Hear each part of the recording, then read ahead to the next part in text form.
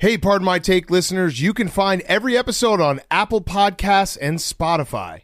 Prime members can listen ad-free on Amazon Music. On today's Pardon My Take, we have our Full Swing review, Netflix documentary on the Full Swing show. Very good documentary. Go watch it. We also have Joel Dahmen on the show. He was episode 2, 3. Awesome episode. Talked to him about his golf career. He might be the coolest golfer out there. And we've talked to some cool golfers. He's just a good dude. He's a good dude, great caddy. Geno. Great interview with him. Geno makes a cameo on the interview. We're going to do Chicago FAQs at the end of the show, and we're going to get some other stuff as well. Great show for everyone, and it's brought to you by our friends at Barstool Sportsbook. Barstool exclusives, picks and parlays from Big Cat El Prez and other personalities to follow or fade. Tons of ways to bet, daily odds boosts, live in-game bets, move the line plus teasers, and parlay plus to bet within same games or across sports. It's easy to navigate and use. The data and content to keep you informed, easy and secure registration, more ways to deposit and withdraw. So download today and use code TAKE to create an account. $1,000 new player bonus. If your first bet loses, get up to $1,000 in bonus cash.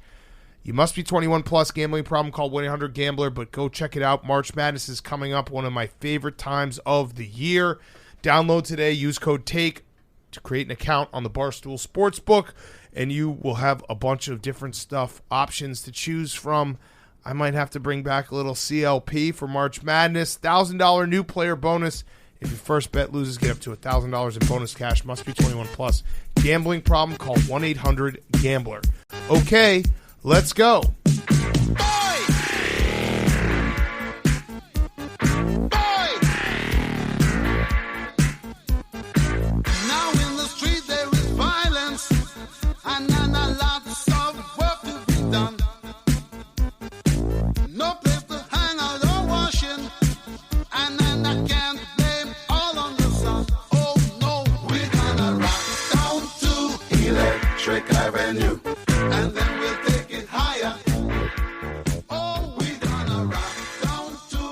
Pardon My Take, presented by Barstool Sports.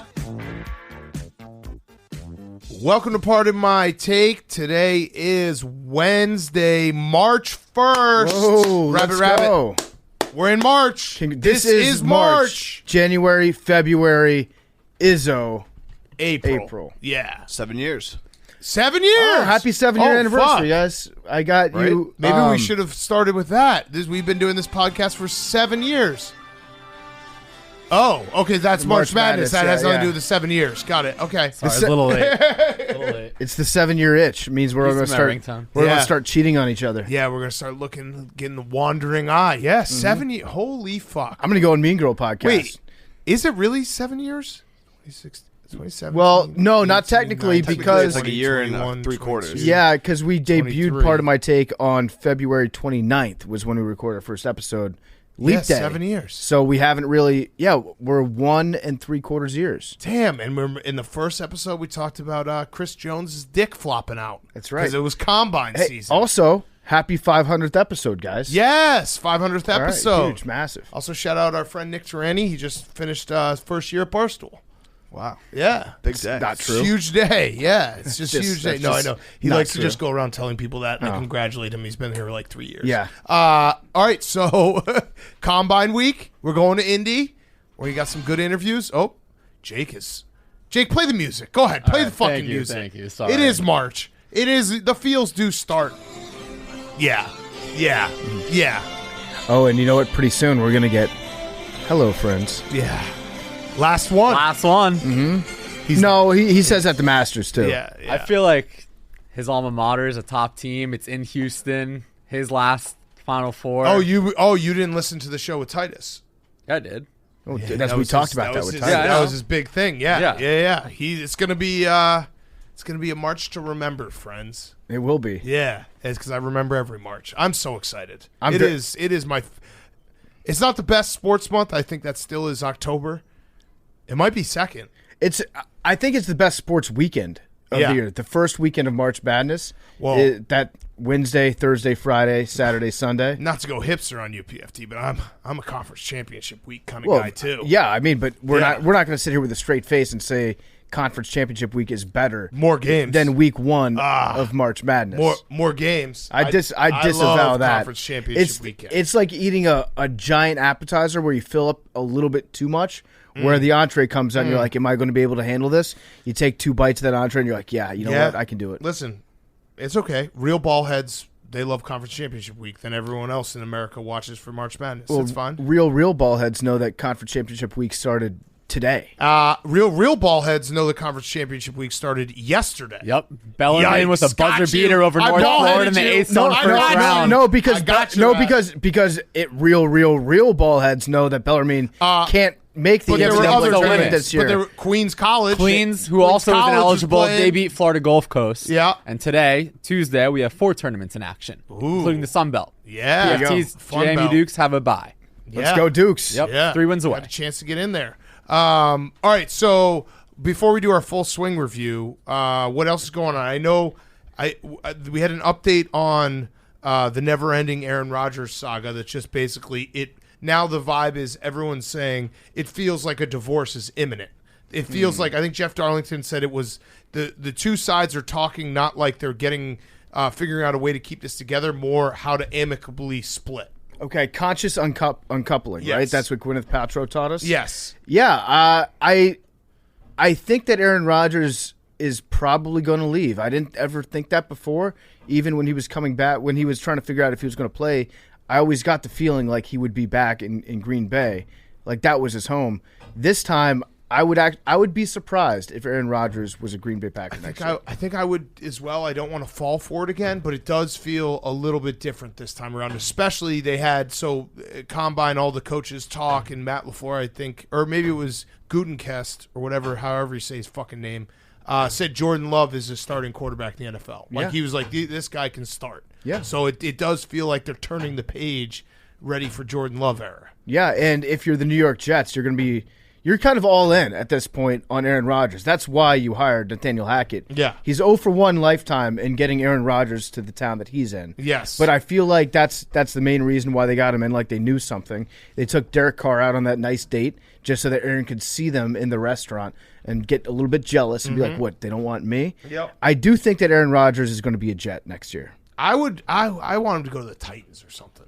Because I was thinking about it, the Jets, I have long-standing take that once Aaron Rodgers leaves Green Bay, I will root for him because I think it would be funny if he won a title without the Packers, like if he won a Super Bowl in his first year off the Packers. But thinking about it more, I can't root for him if Billy is just being like, this guy's so good. Yeah, I feel bad for you. Yeah, guys. like you guys don't know what it's like to have a great quarterback. It would kill me. So Titans are I don't have to worry about. I could see the Titans on paper last year would have made a lot more sense than this year, because if he thinks that he doesn't have weapons in Green Bay, I know, then going to Tennessee right now is not a good option Burks. for him. I also think that Tennessee just screams Carson Wentz to me. Yeah, it feels like a Carson Wentz situation. I don't think Carson Wentz is going anywhere to start.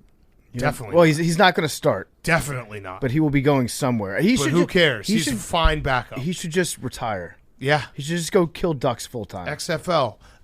Or the Raiders for Aaron Rodgers, which would be fun. Or, what about this? The Panthers. Oh. Frank Reich. Oh. Because I don't think Frank Reich ever hated Carson Wentz. I think they liked each other. But Mr. Irsay got on the horn and was like, I can't do another year. Yeah. Respect to Mr. Irsay for that. Well, we'll see more drama. I hope they just do it soon. Oh, they're not. Yeah.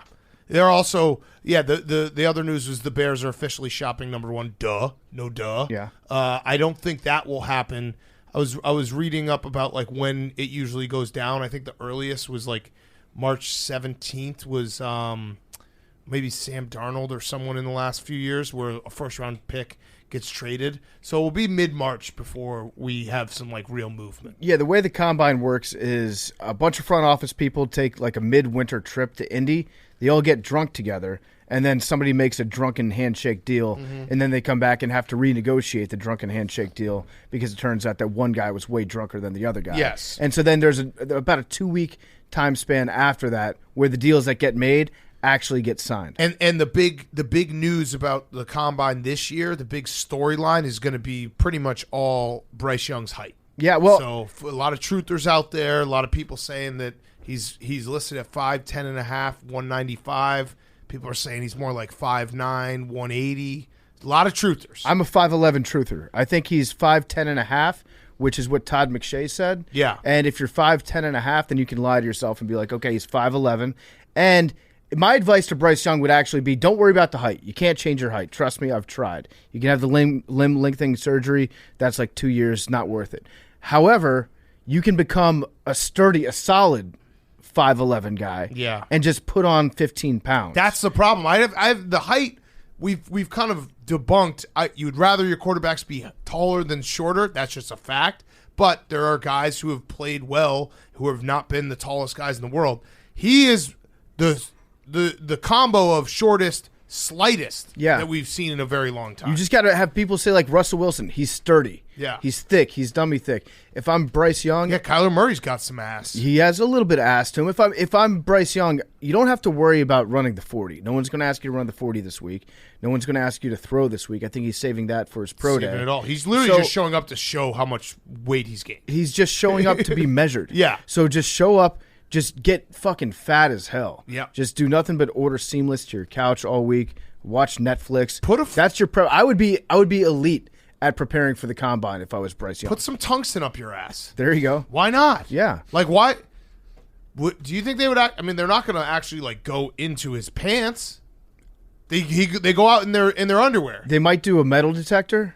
You think so? Or a MRI. I don't know. Like, that's something that most guys probably wouldn't. I don't think they've ever thought about, like, someone might cheat on this. He could just be like, I have no idea how that got there. Yeah, this tungsten. Oh, I always carry that in my ass. Yeah. It's my secret power. But, yeah, that's going to be the big story. I'm trying to think what else is going on. Well, we have full swing. LeBron. Yeah, LeBron's ankle. LeBron's foot. He says he's going to take, 2 weeks to reevaluate his foot. So we're down to the most important 13 games of his career. Games. Yep. So LeBron is out. For the record, I did not miss a single podcast when I broke my foot. Mm-hmm. He has a pretty much broken foot, basically a broken foot.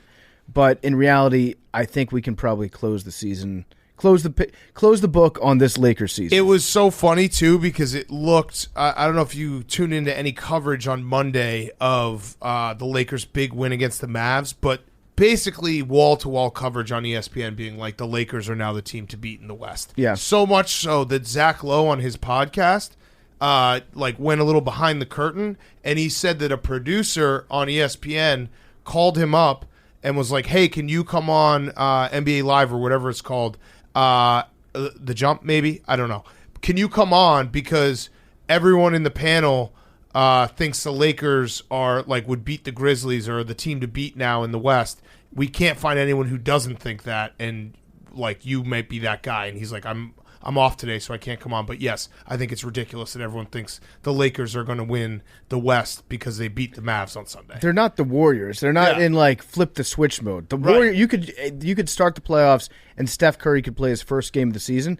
And I'd be like, yeah, the Warriors are going to flip the switch. Yeah. And they'll be fine. But it was just funny. The Lakers, they've had the switch flipped for the last 3 years. They've been in a perpetual state of having the switch in the on position. Yep. And it short circuits. Yeah, but it's just so funny they had to call Zach Lowe and be like, hey, we need someone who will disagree with the Lakers being the title contenders now after one game. So can you help us? He's like, nope, sorry. Yeah. So, yeah. Only half game out of the play-in. They're half game out of the play-in. Yes, they might make the playoffs. And LeBron is going to miss 2 weeks. 2 weeks. And then they're going to reassess. Most important 13 games of his career. Yeah. It's not one thing, Big Cat, you're forgetting, though. It's not in LeBron's DNA to miss the playoffs 2 seasons in a row. That's true. It's not. As per LeBron. I am a little bummed because I did want to see what happened in these most important 23 regular season games of his career. I was curious. Yeah. It would have been nice. I don't want LeBron to win another title, but it would have been nice to see him, go on a little run. Maybe have 1 or 2 playoff series with some iconic moments. Maybe lose to Chris Paul. That would have been fun. The bottom line is that the Lakers haven't been shit since they lost Caruso. Yep. That's a fact. He was the straw that stirred the drink. That's a fact. And they yeah. Serious question. Do you think Alex Caruso is the last person in the United States to get arrested for weed? Yeah, probably. I think he might be. He's definitely. Yeah, I mean, especially. I still don't understand how that happened when he's just been like, dude, I'm Alex Caruso, played on the Aggies. Yeah, what are we doing here? It's College Station. Yeah, what are we doing? He's lucky they didn't put him on death row for that. Yeah, he probably is though. That's probably a good point. All right, should we do some full swing talk? It was awesome. It was a great documentary. And we have Joel Dahmen coming up. Great interview with him talking about his episode. Where do we want to start? Big picture. Overall, what would you guys rate it? I give it 2 under par. Okay, I give it 3.5 balls. Okay. I give it really good, but not as good as Drive to Survive. Yeah, I'd agree with that. I thought it was awesome. I thought it was. I binge watch every episode. I've watched some of the episodes twice, so I liked it a lot. But especially because Drive to Survive is now out. I've been watching the new season.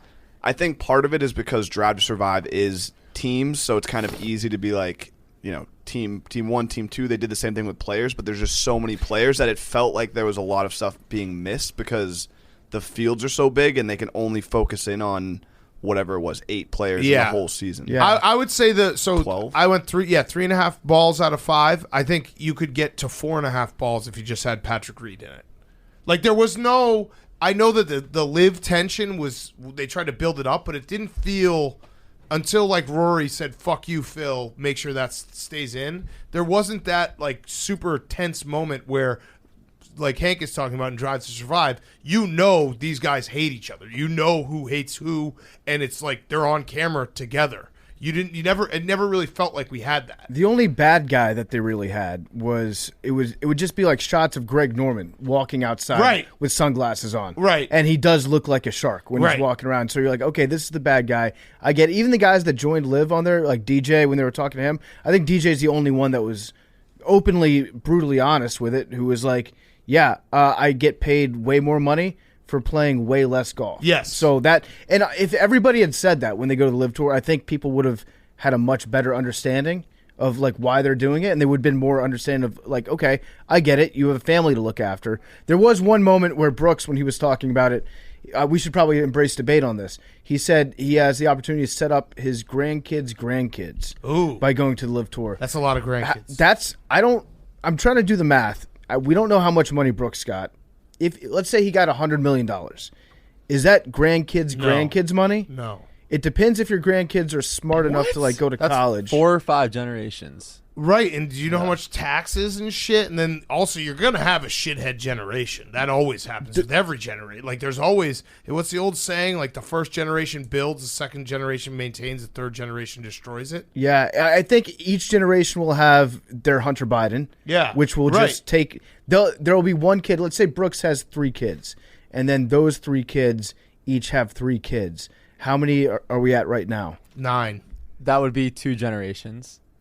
So 9 kids. No, 12, right? Because those are the grandkids, and then you need to get to the 3 kids have 3 kids. Yeah. So basically, our grandparents. That's 9 kids. 9 kids. It'll be our grandparents to our grandkids, because our grandkids will be. Congratulations! I didn't know you were expecting. It'll be 2 above us and 2 below us, so 4 generations. Yeah, that's too much. Yeah. That's too much. That's. So we're talking about like, our grandparents. We're talking about like 150 years ago in fucking Europe or wherever the fuck. Yeah, I don't know what my great-great-grandparents did besides get smashed by an elevator. Yeah. Have you ever watched that show, by the way? I think it's on PBS. The guy goes through the history with like famous people. Oh yeah, It's awesome. Yeah, they had one where was that Larry David was actually related to Bernie Sanders. Yeah. Yes, that one. Yes, exactly. Yeah, those rule. But yeah, so anyway, Brooks, we're gonna have Brooks back on. I know people think that we have like some issue with him. We do not. He is definitely gonna come back on. Maybe talk about this episode. But his episode, I felt bad for him. I did too. I was. He's like, in a bad place. It was the most human he's shown, other than like on camera. He's been human otherwise, but. I felt bad. It felt like golf is such a like miserable game that if you lose even a little bit, you start questioning everything. Yeah, it's very much played in your own brain. And with Brooks, he had the ability to just turn it on for majors, and he just didn't give a shit about golf when it wasn't a major championship. And then once you get like a little crack in that confidence that you have, and you're unable to turn it on at any point, now he would kill to win any tournament. Right. And it doesn't work like that. He hasn't built up that muscle to care about the small stuff enough. And then once you start screwing up in the small times, then your entire confidence just gets destroyed. You can't. The nice thing about playing team sports is that you always have somebody else to blame it on. Right. Even if you're not doing it publicly, you can always lie to yourself in You your can head. tell your friends. Yeah, you tell your friends. This guy's a fucking asshole. You can tell your wife. You can tell yourself. Be like, yeah, you know what? I would have made. I would have gotten that first down if my line had blocked for me a little bit better. You know, like there are those lies that you can tell in golf. You can't really. There's nobody to blame but yourself. It sucks. And so the one funny thing that happened in that episode, actually, I hit up Brooks and I was like, just watch your episode. Like, this kind of, it's brutal to watch. You have to go through this. And he said that in the scene when he had the triggered sweatshirt with his mom, he said that he had just lost an all-time bad beat in March Madness. So that was part of why he was like, I wish they had kept it in. Because it like that actually says that Brooks might have it again. Yeah, 'cause that was great composure. Yeah, I mean he definitely looked down at the dumps. Maybe it was mostly because of that loss. Maybe it had nothing to do with golf. Whatsoever. My feedback for Brooks, I have two pieces of feedback, and Brooks, you can take these or leave these. We love you no matter what, just the way you are. The hair, the blonde hair. Yeah, might be time to change that up. Yeah, might be time because he looks like he's got the whole like late '90s Eminem thing going on. Yeah. Justin Timberlake. Might be time to just to maybe just dye the hair, maybe cut the hair off. Yeah. The other piece of feedback: you should play with your dog more. Uh-huh. You should play with your dog. Your dog really wanted to play with you, Brooks. Yeah. And you looked like at times that you didn't want to play with your very good dog. It's got to be so weird having just cameras in your own home following you around, being like, "So, you used to be sick.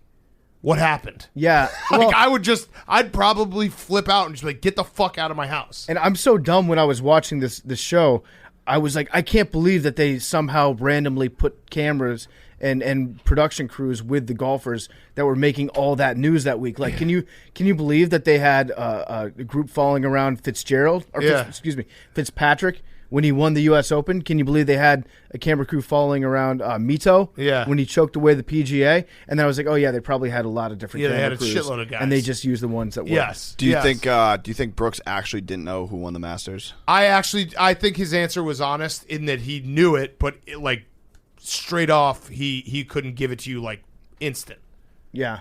I got that same vibe because he was like, "This is bad that I can't remember." Scheffler. Okay, see, that was kind of similar. I blanked on it for a second there, but I knew that.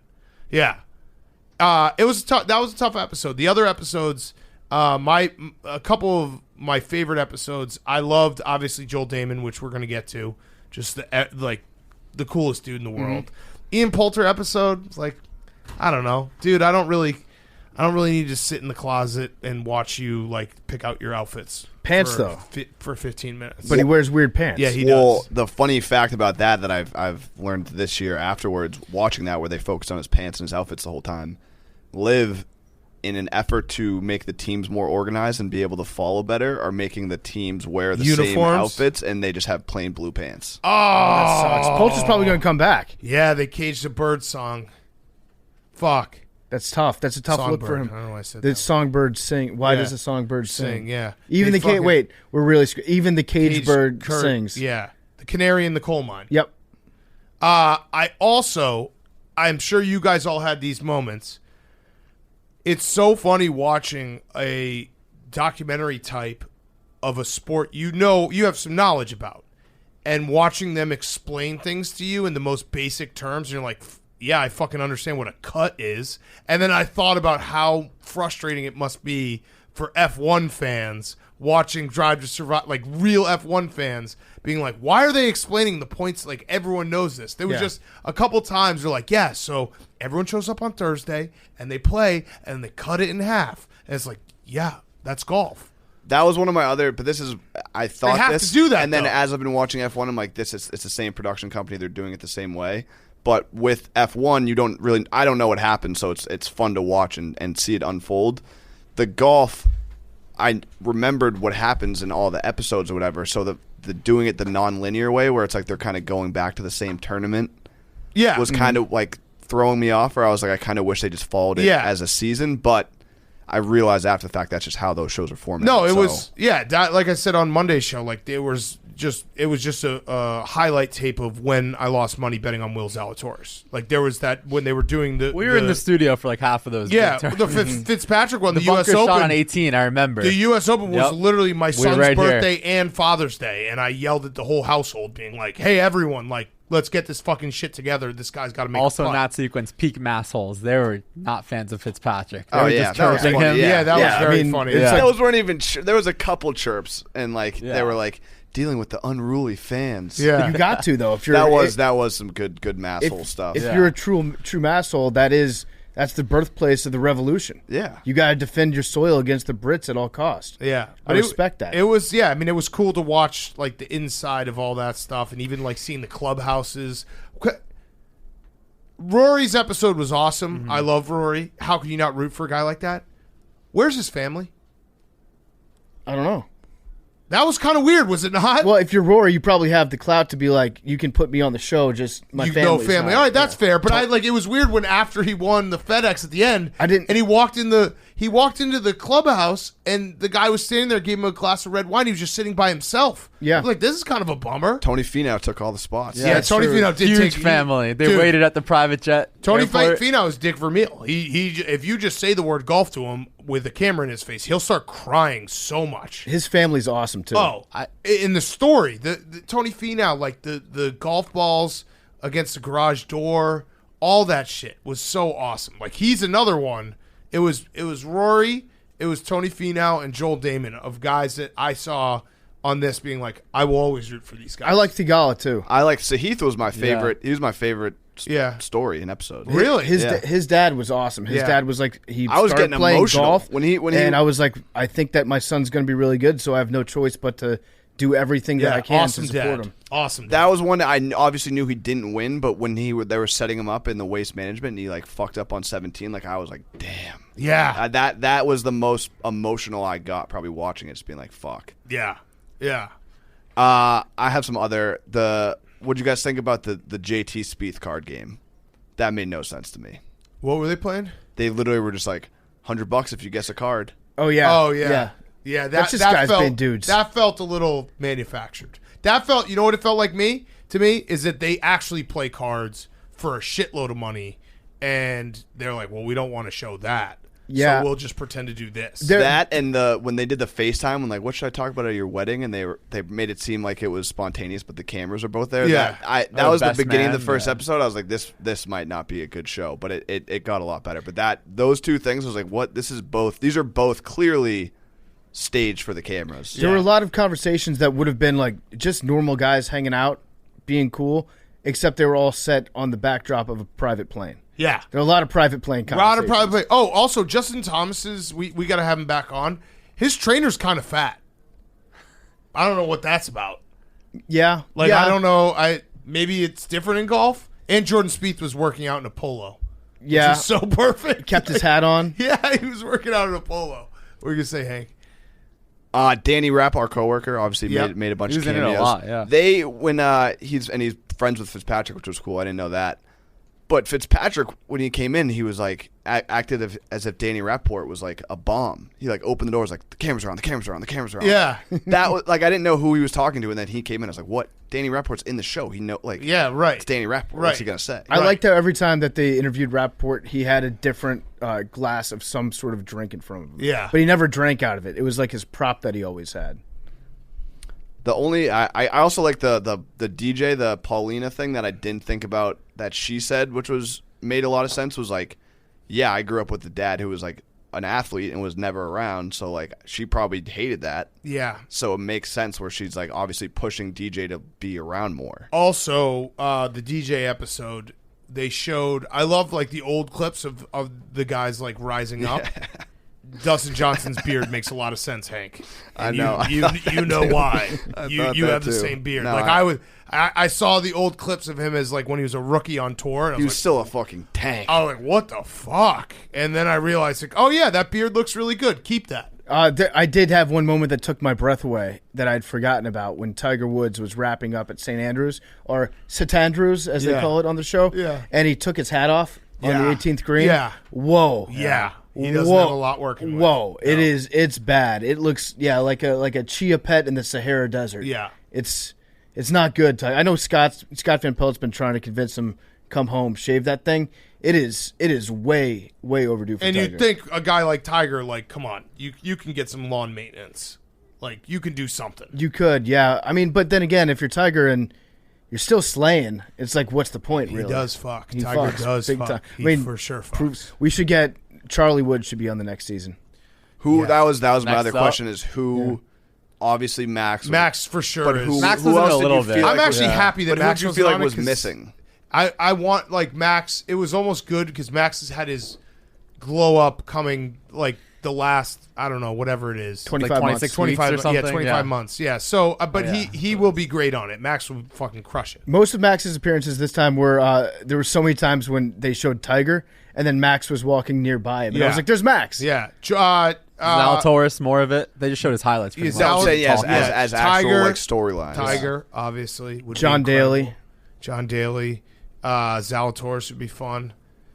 Max is They definitely going to be on They did it. a good job for the most part with the roster. in this Also, one. No, what about- obviously that's what there's so many people you yeah. can't. I realized I like Scotty Scheffler. Yeah, no. There's nothing to not like about him. I thought that he was just like a boring guy because I didn't really know much about him, and they didn't have like anything cool to talk about when he was winning the Masters. They were just like, the story behind this guy is he loves his wife, and he's very, very, very good at golf. Went to the same high school as Clayton Kershaw and Matt Stafford. There's also that Yeah. little nugget that they dropped on us, but I like him. I think he's actually like a very cool, normal guy. There's nothing. Yeah, there's nothing. The only reason I don't like Scotty Scheffler is that I've lost money when he's won tournaments. Yeah, I don't- like, and I've had the other guys. I don't like Scotty Scheffler because he does stand in the way of Will Zalatoris and Max. Yeah. yeah, he is. But talk about a choke job on that fucking. That was definitely football's going on. I don't remember this tournament. The FedEx at Yeah. the end. Yeah, like Yeah, that. Rory run. When it was Yeah. worth like $12 million. Yeah, right. And I was started like, at holy 10 under. shit. Yeah. The handicap. I also like Rory. Rory kind of saved the PGA Tour. Him and Tiger. I didn't realize the extent of everything that was going on, but they were very smart about the way they approached it because they knew that with the money that was being doled out from the Live Tour, the PGA Tour was going to continue to lose good players, Right. like some of the best players, and it was a good intersection for them, being like, well, we care about the PGA and we want it to succeed, but at the same time, we have an enormous amount of leverage. So let's handle this behind the scenes, do a players-only meeting on a tarmac somewhere, and then figure out our list of demands, bring it to the PGA, and they'll have no choice but to approve it. It's a win-win. Yes, I agree. Yeah, and Rory, like he even said it. I never thought I'd be in this position because golf is a personal sport. Like, you're playing for yourself. There's no team, and for him to step up was pretty cool. Yeah. Because you can easily, if you're Rory, you can easily just be like, "Who cares? I have my money. I've won my tournaments. Like, do whatever you want. I'm not getting involved in this." Yeah, Rory did a great job with that. He also said something very relatable, which I think at least me and you can relate to here, which was when I was like 20 years old, I thought there's no chance that I'm ever going to be working when I'm 40. Yep. When you're 40, you're so old. And now that I'm like 38, 40's not old at all. No. It's Not- not. no, not it's at all. not. 40's the new 17. For podcasters, well, we're uncharted territory. That's The true. older we get, we've never gone into this abyss. We care about the future generation of podcasters too. We want them to get involved, but also we want to train them some wrong habits to make sure they don't take over. Yeah, I was going to say, I hope future podcasters get burnt out in like 2 years so that someday in like 50 years from now, they're like, can you believe those guys podcasted for like 2 decades of dominance? The Rolling Stones of podcasting. Yeah, right. Holy shit. We should do retirement How did they tours. do it? Podcasters can't even last 24 months now. There's a senior tour for podcasters. Sponsored that by would rule. Sponsored by Depends. We Yeah. would just do it. Yeah, we would just do it at like a coffee shop every morning. Yeah. Like a local coffee shop or donut place and just read the newspaper. Sign me up. I'm definitely. So yeah, the whole thing was great though. I enjoyed it. There was a I couple. liked episodes. learning about the guys that we didn't really know much about, like Mito Pereira, how he got on 3 Corn Ferry Tour wins. Like, I didn't know Yeah. that was a thing. I was gotta the best say though, episode. Mito Pereira saying like he just called his wife short. He was just like, "Yeah, I love her. She's short. She's Like, short, what the but fuck, but dude? she's feisty. I Yeah. think. It's like, Also, I dude, love with Tony She Finau's is win. short. He had Yeah, one she's very bogey the short. entire tournament, and his son, who's like, "I'd make that putt 8 out of 10 times." Oh, Then yeah. it cuts to the end of the episode. Yeah, I mean, I have no choice but to root for Tony Finau. feel like you're a bad human being. You remember on the Masters Par 3 where he like turned his ankle and it came back into place? And our back old in. coworker Colby was the Tony Finau tracker. Oh, that's right. He just Yeah. changed his Twitter handle to Tony Finau tracker, like way before he became kind of popular. And like we were talking about earlier, just guys being dudes getting massages in the locker room talking shit about the live players. Yeah, that was good. was The funny. locker room. There should be more shit talking in that locker room. I feel like they all stick to themselves a little bit too much. The gym, I like the gym scenes too, where they're in their little like it's like a trailer gym, Yeah. and they're all like working out and stretching, but like they had DJ It's a and very Rory in there at the interesting- same time. It's a dynamic unlike any sport because like you're friends, but you're competing, but you're not really competing against them. So it's like you can root for each other. Yeah, I forget who it was. Some guy, he finished a round. He was not happy with it. And then he went immediately back out Was it onto Joaquin the, Neiman onto to the stay driving with range. Mito Pereira? I forget who it all was. the guys from But he Costa Rica or Chile. Chile. He went right back out onto the range afterwards, and I it was understand. Tony. Was it Tony? I think so. I understand. Like once you get done with a shitty round, you want to fix whatever it is right then, but you can't because you're in the middle of just playing shitty. So you have to like go to sleep. Oh no, it's Sahith. Was it I think Sahith? it was. Yeah, You have to at go. the waste management. You have to go to sleep and wake up the next day and just hope that whatever it was yesterday is completely fixed somehow. Right. I think golf is just fucking impossible sport. It's crazy. It's nuts. Because you can play so well for 16 holes. You double bogey one. See ya. I saw All a stat confidence the other day where it was like the difference between scratch golfers and golfers that hit 90 is only 1.8 birdies around. So basically, like, it's not fucking up is like the key to being good at golf, which is like you think like, oh, someone's a scratch golfer, they're just birdieing everything. It's like, no, they're just not bogeying anything. Yeah. That's the difference. Like these guys are just so when they get a triple bogey, everyone's don't. gasping. Yeah. And like, how could this happen? Like I could do that every fucking day. Like it's just It's like I the don't know, it's just recovery. crazy. It's the recovery shots. Yeah, like they hit Yeah, bad right, shots. right. Everyone but the has recovery shots they hit are insane. right. Like a bogey is a really bad for them, and it just shows how fucking Like good for they us, are. one bad shot ruins the hole. They just Well, bounce not back. me. No, 72 not at me. Shinnecock. Yeah. So But no, well, I'm just saying one bad shot is like, all right, I'll just do another bad shot. Well, no. If I had one really bad shot, I just picked my ball up, Right, and then I right. just Right. next hole. Yeah. On to the next one. I also laughed out loud every single time a golfer took their shirt off, looking at the farmer's tan that they all have. Yes. It's always shocking to me So how good. it's like the perfect line on their biceps, perfect line on their neckline. It looks like they're wearing a white T-shirt permanently. Yes. The whole thing was great. It was great. I'm excited for the next season. Also, did you guys see that they're doing one for football? Which that will be funny when they explain the rules to football. to Hard us. Knocks? They're doing it's Mahomes, Kirk Cousins, and Marcus Mariota. They followed all three of them this year. Wow. Yeah. It's Okay, actually yeah. the perfect I'm in. three. You know what I mean? Like I'm interested in all three for different reasons. Yeah. Also, did you see that Brittany Mahomes and Joe Rogan are clashing? I did not see that. I did. Yeah. Yeah. But was that one of your hot seat cool thrones? Yep. All right, sorry. So we'll get to it. All right, let's do hot seat cool throne. We have more full swing with Joel Dahmen coming up. Hank, hot seat cool throne. My hot seat was LeBron. But you guys, You're probably pretty broken up about this. yeah. I mean, I was excited. 23 most important games of his career. That's exciting. So it's a shame he's gonna have to miss a bunch. It really is. And then my cool throne was I have a couple. LSU signed Bob Diaco. They're back. Okay. Fuck yes. I met Bob Diaco's like nephew or cousin in Barstow, Scottsdale at the bar.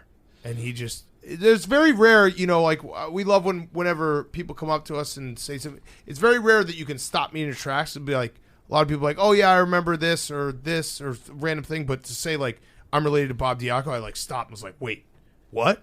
like had a whole conversation with him. Did he tell you about LSU? I don't think he did. Damn. Yeah. I would not have sat on that news. Come on, Hank. My cool throne is Dame Lillard. Yeah. Dropped 71. 41 in the first half. I feel like the Donovan Mitchell one got a lot more buzz. Well, Well, no. The Donovan Mitchell one happened during DeMar Hamlin. I remember it was against the Bulls. Oh. I Got saw less buzz. there was one headline. You remember after, like, he was taking pictures and the whole world was like, did this guy just die? There was a headline right after Dame's 71 where somebody said, like, is this the most underwhelming 70-point performance in NBA history? Jesus Christ. I respect it, though. It also 41 in the first half. You must absolutely hate sports to have that be your initial take. Like, Yeah. oh, that sucked. the I mean the NBA went nuclear this past weekend. Like last 4 or 5 days, Clay hitting 12 threes was insane. They also showed the stat. I'm gonna look it up, but basically anytime someone scores over 60, it's just a reminder that Wilt Chamberlain wasn't real. Most 60-point games. I think it was something like the most. Yeah, he has 32 times he scored 60 plus. Kobe is number 2 with 6. And then Dame's 5, right? Yeah, James 5, MJ 4, James Harden 4, but like 32 times. With no 3-point line. No 3-1. And there's not to go doc heavy, but there's a Bill Russell doc on Netflix, and it's just like he just owned Wilt Chamberlain. Oh, yeah. As good as he was, it's Wilt- crazy how dominant Bill Russell was. Didn't Wilt sleep? No. Did Bill Russell sleep at Wilt's house when they played sometimes? I thought there was that A lot of story. people slept at Wilt's house. That's true. That's a very good point. Might have been the other way around.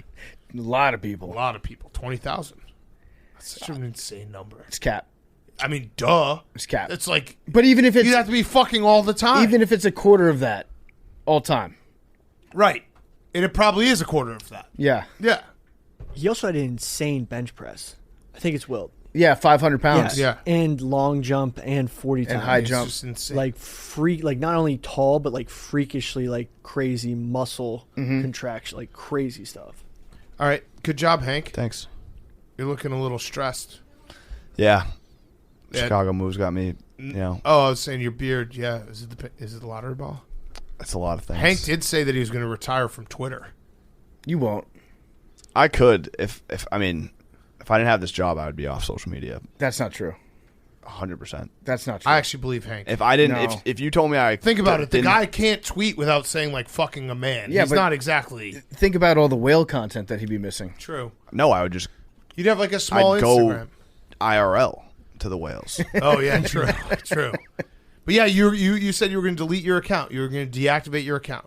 No, I just said I'm going to retire from Twitter until I get the lottery ball. So you're going to deactivate your account. No, I didn't say that. Well, Forever. You're saying that by saying that until you're never going to get it. So just deactivate your account. But hey, Oh, God. What about when you guys?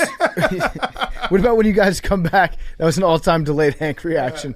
What about when you guys come back against We the said it 76ers last night too. I was like, I don't get it. from a 3-1 deficit and you beat the Sixers in the playoffs? Are you saying that you're not going to tweet about that? I'm planning on having the lottery ball soon, so that conversation shouldn't be a Okay. part of it. Okay. All right, Max. By the way, great to have you back. How was vacation? Vacation was great. I love vacation. Did you shred some gnar? Uh, Any pow pow? I went down the mountain. Okay, so that's a no. Yeah, I'm not the best skier. I go pretty slow, but Yeah. but it's fun. Yeah, Better or that is worse fun. than your Yeah. golf swing. Definitely better than my golf swing. That's Definitely good. better than my Because golf I mean, swing. if you were as bad at skiing as you're at golf, you'd be No, like I- yeah, Sonny Better Bono. or worse than the Sixers versus Celtics? I don't know. They didn't have that game in the mountain. So Oh, I didn't okay. watch. So Max, what you did miss though, Hank said we came to the conclusion that a Sixers-Celtics series would be so great for this show, and Hank, not being the content guy that he claims to be, said he wants the best for content would be a Celtics 4-0 sweep. Wrong. Yeah, No, it's. I listen to the show. It's absolutely, 3-1, 3-1. blow it. and that's probably what. I don't know. No, you won't get it. We we would get smoked. The Celtics just fucking own us, and it's so frustrating. Wow. Sounds like you really got some perspective on this vacation, Max. Yeah. No, I just fucking hate the Celtics so much, and I fucking hate Doc Rivers. I don't know. The Sixers. Well, it came from the whatever. Doc Rivers This won an isn't NBA Sixers- championship this with isn't the Sixers talk. Celtics. I know. Why? Like, he should be able to do that with the Sixers, right? That's Yeah, got to be a That's good. Sixers That's a problem. good point, Hank. No, he can't. That's a good point, He Hank. could for us. All right, your hot seat, cool throne. My hot seat was going to be Bryce Young and his height. Yeah. But we covered that a little bit, so I'll mention briefly the pre-dawn raid that occurred this morning on Dan Snyder. This happens once every 3 months, where somebody at ESPN will write a long hit piece where surely this will be the end of Dan Snyder, that drops at like 7 a.m. in the morning, and then everyone talks about it for morning, and then we realize, oh, well, nothing's going to happen differently because Dan Snyder doesn't care about Right. bad press. Right. So right now they're in the midst of a back and forth. It's like a PR battle. Snyder's been saying to certain sources at the New York Post, I'm not going to sell to Bezos. The bids haven't been high enough. And now the owners respond by releasing their own hit piece on Dan, trying to pressure him out, thinking that they can shame him into selling the team. But Dan Snyder cannot be shamed into doing anything because he does not experience shame. Correct. He experiences, I don't know what emotion it is he experiences, but he is the secretariat of not feeling any problem at all with his own lack of dignity. He's maybe the best person in the world. Yeah, best athlete ever. At not having that. Yeah. So my cool throne is going to be the NBA Eastern Conference. Ooh. The Eastern Conference, because Joe Prunty's back. Oh, That's right, yeah. bitch. Our guy Joe Prunty, the guy that looks like your accountant's accountant, is back as the assistant coach of the Hawks. Yep. And they also hired Quinn Snyder. Yeah. Who looks like your accountant's coke dealer. Yep. So they've got the whole shebang going on down in Atlanta. And the New York Knicks are back, big time, 6 wins in a row. The Mecca is going to be popping. Mecca is popping. I'm just going to say New York is on my cool throne. The Mecca is going to be popping. The Knicks are good. And they've got the Rangers are now picking up Patrick Kane. That was my... Oh, okay. Oh, well, it's That was just my hot seat. Okay, well, sorry. It's the Mecca. Yeah, that is the Mecca. And New York in general. Plus, New York, I also saw that they're selling rat meat now on the streets. I saw a video yesterday of a street vendor with 2 rats on poles, and he was just grilling them over a charcoal grill and selling their meat to the public on the streets Come on, of PFT. New York. What? You ate the trash. Oh, you that got was like right wing propaganda. Oh, no, you got duped. I also read an article about No. street vendors selling rat meat. Oh, No, On what site? You, Did you get duped? You got duped. I didn't even fall for CNN.com? that. Dude. I What are we even fall gonna do? for We that. got to release a statement. New York- we have to release a statement. New York PFT. rat we meat have to get in front of vendors. this. People are going to say you got duped. What is our response? Are they eating rotisserie rats in New York City? It's right wing propaganda. I saw the exact. Billy tweet. would know, right? Wing I was propaganda. no. I'm trying to get better. I'm also- trying to get lame. better. I also read an article about Wait, it. which is I'm trying to get better at not falling for that stuff. But that was 100%. What were you just asking, Hank? I get confused on the right and the left. I knew that was what you were asking. I fucking knew that was what you were asking. When you hold up your left hand, He just said which is. it makes an and L. I knew exactly what he was wondering. Which is Billy's right wing. Yeah, Got it. Billy's hardcore right. Got it. Do you have a statement? Well, I don't know if it's true or not. You don't fight the dupage. Just say you got duped. I don't know. because the liberals are cooking rats. Yeah. Let's see. This guy, Beehive Media, says that it's true. That's the most fake Yeah. account on That's- the planet. Damn. and then the That's like the and then the caption of it is Babylon this Bee. real? So Yeah. probably not. Yeah. dude. What are we gonna? How are we gonna go forward? Well, here's what you do when you get duped by something. Here's the best way to respond. Well, the fact that I thought it could be real tells you everything that you need true. to know. That's true. That's a good That's point. the best a really way good to point. admit that you're wrong without ever admitting that That's you're a wrong. very about good anything. point. That's a very good point. All right, my hot Did you seat. really think that could Yeah, be real? Yeah, he did. Yeah, I did. He definitely did. I did. He definitely did. New York's got a real rat problem, Hank. So does Boston. I saw the end of The Departed.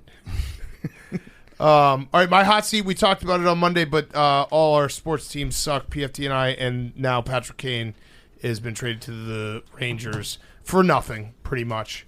It was like a second rounder, and then there's another second rounder that could become a first rounder if the Rangers go to the conference finals in 2023. It's sad. I'm happy I get to watch Patrick Kane play playoff hockey, but the fact that the Blackhawks bungled the second half of his career just sucks. Yeah. Thank you, Canada, for having your dollar not inflate correctly. Fucking A, man. I feel you. The Celtics just went from first in the place. They're not in first place in the East anymore, so What place are they in? second. Oh. I think they're tied for first. Bucks have won 14 in a row. Yeah. Crazy. So I feel your pain with that. You're not worried about the Bucks? Should be. No. be. Like, that's a no. He said a no. I want this. I'm focused on the Sixers. Well, yeah, of course, you beat the fuck out of him. I mean, you lost to the Knicks, Hank. I know. Without Jaylen Brown. The Mecca. Yeah, Patrick Kane trade is a big time bummer. And everyone Fun knew to it was- watch the highlights though. What? Like when a player Of his gets time, traded, yes, then yes, then great you times. get it's it's Best American sad, hockey but you player get ever, you yeah. get the good memory lane He's the best. that you And, don't otherwise get. I mean, Rangers fans knew it. There was a Rangers fan wearing a Kane '88 jersey in MSG the other night, so they knew it. Then my cool throne is us and our take on Victor Wembanyana. So Charles Barkley has come out and said he doesn't know if he'll be good because he's got to see him play the physical nature of NBA basketball. This means he's going to be out of this world good because Charles Barkley, who I love, is kind of stuck in the past sometimes with his takes. He famously obviously said before the 2015 playoffs he doesn't trust a jump shooting team to win a playoff series, talking about the Golden State Warriors that went on to win 4 titles shooting jumpers. So I think that if we're worried about Victor Wembanyana playing the physical style, banging in the post, I think we're good. Do you remember this old hit from Charles Barkley when Yao Ming came to the NBA? Yeah. One game in, Charles Barkley goes, "This guy stinks. If this guy ever scores 19 or more points in a game, I will kiss Kenny Smith's ass." Yeah. And guess what happened? I think the next game he had like 24 points. Kenny Smith brought out a donkey. Yep. That was Kenny Smith's ass.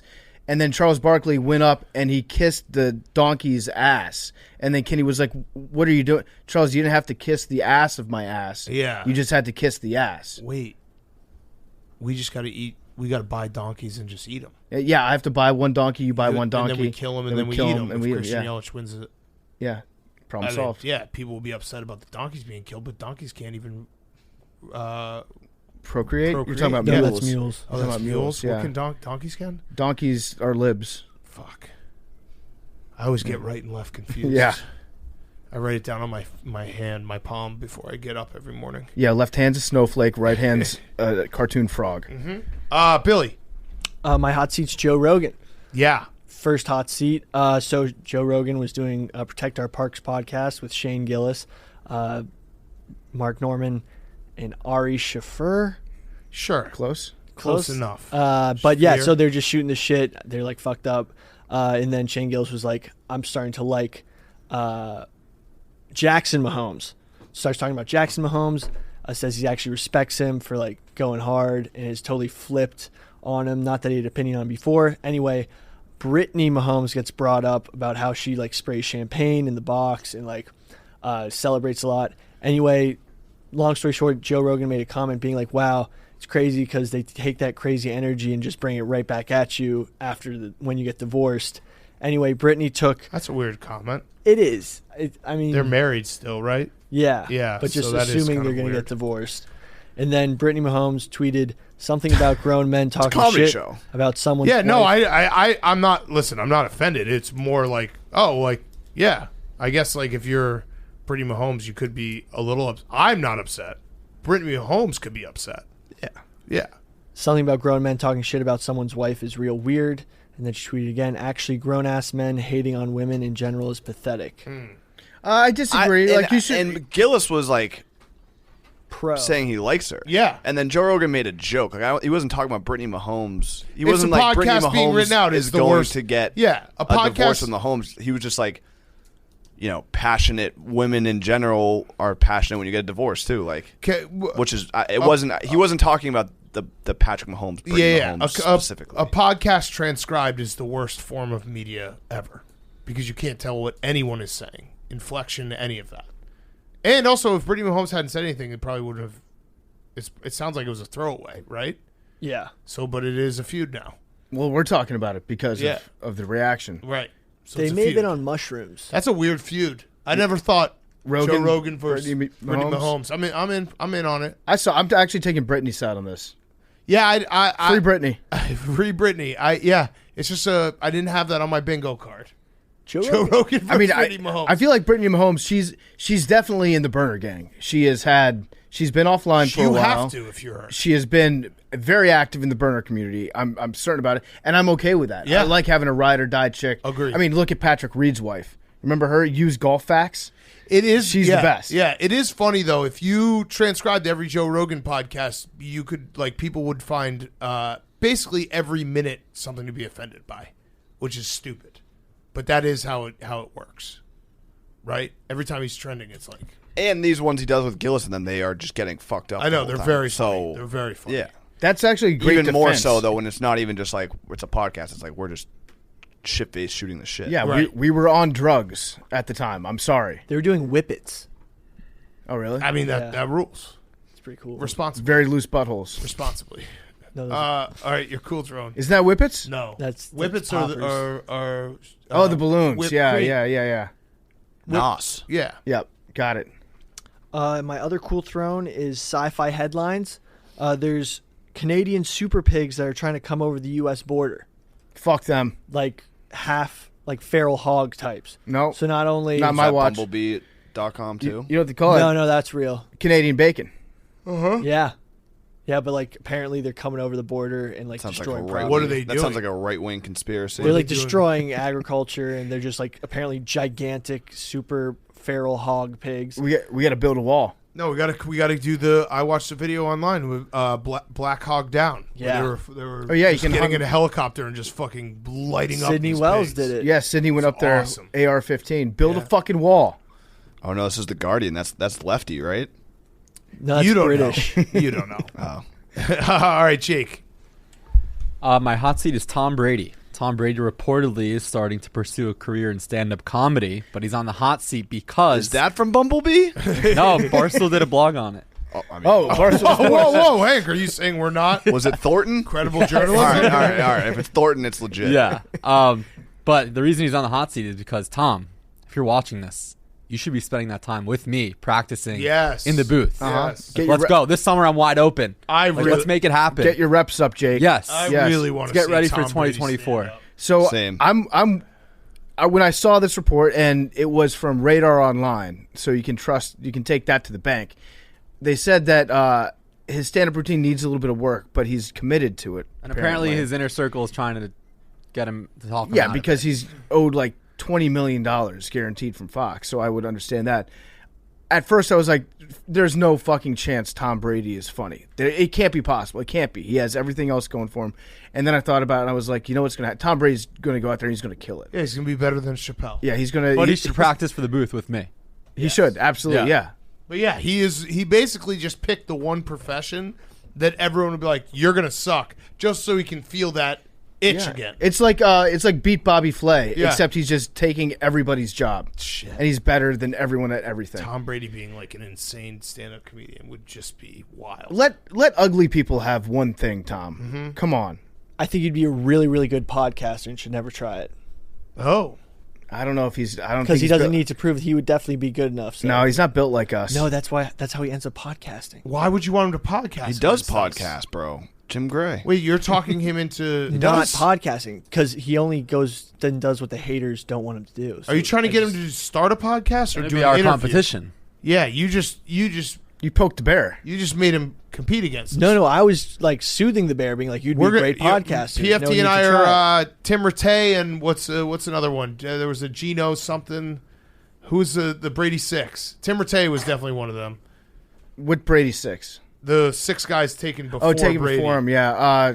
Was Chad Pennington taken before him? Maybe.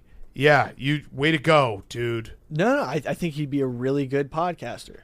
No please, need to try it. Please don't give him any ideas. I'm Tom trying Brady, not to. if you're listening to sound of my voice right now, Tom Brady could take your job and be better Giovanni at it than you are. Carmazzi. Yeah, Giovanni Fantasy Camarzi, Mark Bolger, T. Martin, Chris Redmond, Spurgeon Wynn, Chad Pennington. Oh, no, Tim Rattay. I was Some wrong. of them had solid careers. Yeah. Spurgeon win. So yeah, that's the hot seat. Tom, I will do it free of charge. Okay. My cool throne is chugging soda. Yes. There was this young Florida Panthers fan on Jumbotron, chugged the whole bottle of soda like a Ruled. beast. Yeah, Ruled. respect. Yeah. Also, cool throne Rough and Rowdy. Tune Yeah. in Friday night. Yes. RNR.com. Big Cat will be there in West Virginia. Rough and Rowdy 20. Big Dick Booty Daddy's back. Never thought we'd see him again. Yeah, fuck that guy. Yeah, no, I agree. I hope he gets I went knocked to his out. house and interviewed him before the last fight. Really? Oh yeah, it's crazy. How many guns does he have? He's got a lot. He's got a lot. Yep. He's fighting. If he doesn't get a Yeah. knockout, he gets no money. No money if he doesn't get a knockout. If he knocks him out, he gets $7,000, I think. Who's he fighting? The Irish Dave Portnoy. Portnoy. Okay, so Dave Portnoy. all right, got it. And he's not Irish. He just has red hair. Got it. How's that pot? Is he Scottish? No, I mean he might be Irish like 2 generations ago, but he's not from Ireland. Okay, got it. But he's Irish. Dave Got it, Portnoy. got He's it. like everyone on St. Patrick's Day. Got it. Okay. His liver is. Yeah. Let's get to Joel Dahmen. Awesome interview. It's more full swing talk. Looks like the boys need to take a piss break.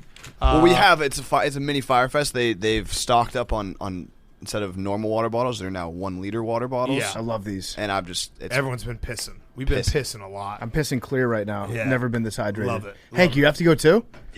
Yeah, I'm like 3 waters deep. Oh, shit. All right, that's 3 fine. liters, me and Big dude. Cat, Big Cat, and Should I Max. jug it? Yeah, I Spurgeon, can- Wynn, and Chad Pennington over here. We'll finish this off. Yeah. I can jug it. Yeah, jug it. Yeah, no, Hank, go No, to the jug it. Go to the I bathroom. you just asked if you could jug it, and I said jug it. Go to the bathroom, Hank. No. Empty a little no. bladder. He needs to go in the jug. Yeah, look, he got so low. You won't be able to do it. No, you won't. It's gonna be like Ed Sheeran all over again. Dude, I'm a fucking road dog. Get out of here. You think I can't piss in a jug? Hey, Max, put the camera on Hank. Okay, good. Yeah, look at the Jerry angle. Are you gonna put your dick on the show? You won't be able to do it. What are you talking about? I don't think you're gonna Hank, be able look to at do me. Look at me. What's up? Make eye contact. No, you can't do it. Billy's gonna walk it. Like Jake's gonna report me to HR if he sees my dick. it. Probably. Come on, let's go. Shut We'll up. wait to do the ad. Let's see you do it. I need to get an angle. Oh, what's up, Pilar? Come on, Hank. Shut the fuck up. Just do the can't- ad. you I don't do think it. you can do it. No, we're not doing the ad till you're done. All right. Well, This I'm gonna ad take read is my gonna be time. presented to you I need by, to get- I need by to get Hank's hot vertical. piss. I just need to make sure it's You not. can't do it. You've been talking about it for 3 minutes. It's not an issue. 3 minutes of talking. Let's talk more I pee. just want to apologize to my mom. I know she's gonna get mad at me for this. For what? Peeing in a jug? Yeah. Can you mic it Look up? how easy it is, Hank. That was fucking nothing. That's fucking easiest thing in the world. I just pissed while you were preparing to piss. I pissed in that jug. I'm going. Oh, you are? Yeah. What are you thinking about? Oh, here comes Jake. And Jake. Hey, is Jake, what's walking Hank in. doing? Oh, Is he pissing? yeah. I just pissed in this one. Did You guys have done it before, right? Yeah, Well, yeah. I We just did it. We did it Here. during Oh, wow. Can you the throw that out for me? Dungeons and Dragons episode. You big Yeah. guy like defies They, gravity. I think I heard Hank talking about it. They doubled the water bottle size in this office, so Yeah. it just forces you to drink more, which is great. Hank, are you peeing? Yeah. Are you? It's really taking you a while. Yeah. It's Guess how much in a liter bottle? You'll probably get halfway. I'm not good at metric system. All right, he's done. And nice. Whatever Oh, that is. That's 60%? clear. Big guy, you got to drink more water. Yeah, Look at his probably. compared to your. I mean, he's I've still been a little yellow. crushing waters. Yeah. I almost said something I almost said something really bad. Thankfully, you didn't. I was gonna say that if Hank gets a lottery ball, I'll take a sip of this. But I didn't say it. We don't have champagne. I probably didn't already. say it. I Well, didn't say it. You did say he's never going to get it, so Yeah, might as no, well. I didn't might as say it. well I say didn't it. say it. I didn't say it. Say it. If you're sure he's I'm never not. going to No, get no. it. If you get it, I'll take a sip of this. All right, fine. Deal. All right, deal. Just for Deal. this episode? Yeah, just for this yeah, episode. no, we're not keeping All right. these in here. Yeah. All right. So if I get the lottery ball, you have to take a sip of your own piss, and if you get it, I'll take a sip of my own piss. And I have pack. I got all right. Yeah. Can you put a top on it, you fucking psycho? That's crazy. It's also hanging there's halfway dip off in the there. edge. There's dip in his, too. That would make it so much worse. Yeah. Wait a minute. I'm drinking my own urine. I don't dip. Yeah. Yeah. Did you just piss in there? Yeah. I pissed in this one, too. I have the worst Fire Fest for Thursday. Okay. Wait, we're I'll not say- going to be on the show. Say it now. I got bit by a bunch of fleas. What Oh. the fuck, dude? From your How are bed? you doing that? My dog came back from work. Was being no. kept. Wait, your dog was at work? I know. I was away at the PLL. I got my dog back, and then I was sitting on the couch first night, thank God, and I started feeling, oh shit, something just bit me, and then I realized he had fleas, so it's just my couch. I'm clean, don't worry, but they itch so goddamn bad. I've been trying to keep it together because the Benadryl just wore off. Yeah, so you're sitting on that couch infested with fleas. Next to Jake. You're gonna get Jake sick with fleas. No, not this. We had our own hotel rooms. No, right now. Oh, right now. No, I don't. You can't carry them. It's not like that I bet you could figure out a way to contract fleas. And how'd your dog get them? because he. Well, he was at okay, work. No, but I caught it He the works first. at the flea factory. I caught him for the first time. No, I caught it early, thank God, because the only place he was my couch. So that's like ground zero. So we disinfected. I did the whole anti stuff, but I'm itching so badly right now. It is terrible. So is this better or worse Dude, you've had a than laundry your list of your disgusting tiger infestation? diseases in the past few years. This is actually, it's once a year I get hit with something. I'm currently, it's wild. You remember how when you this got bit happened. by tigers and then you Yeah. couldn't eat meat for the rest of your life? You go, Nope, Yeah, I'm West out of the Nile. I'm out of the window. Actually, That's a shame. So I beat it. I beat AlphaGal. I did know. Never mind. Okay. Don't transcribe. All right, let's do the ad. Yeah, this is going to be a great interview. I love Joel Dahmen. Great guy. He's brought to you by Coors Light. Free time can easily be taken over by other parts of your life. If you're working late or if your dog's working late, if you've got dinner with the in-laws, at-home DIY projects, and you have to dedicate some time to yourself. Carving out time in your calendar to kick back and relax can be tough with so much going on, but you owe it to yourself to carve out some time to chill. And when that time comes around, reach for a Coors Light, the beer that's made to chill. I love Coors Light. I love drinking Coors Light when I'm watching college basketball. You know what? I remember last time we were in Chicago during March Madness. Yes. And we went to Bird's Nest, got some piping hot wings and ice-cold Coors Lights. Certain meals like that just stick out amongst the rest of your life. It's all background noise, but when you get a nice meal of hot wings and ice-cold Coors Light, you remember that for years. There's only one beer out there that's made to chill. That's Coors Light. You know that Coors Light's made to chill. It's mountain cold refreshment.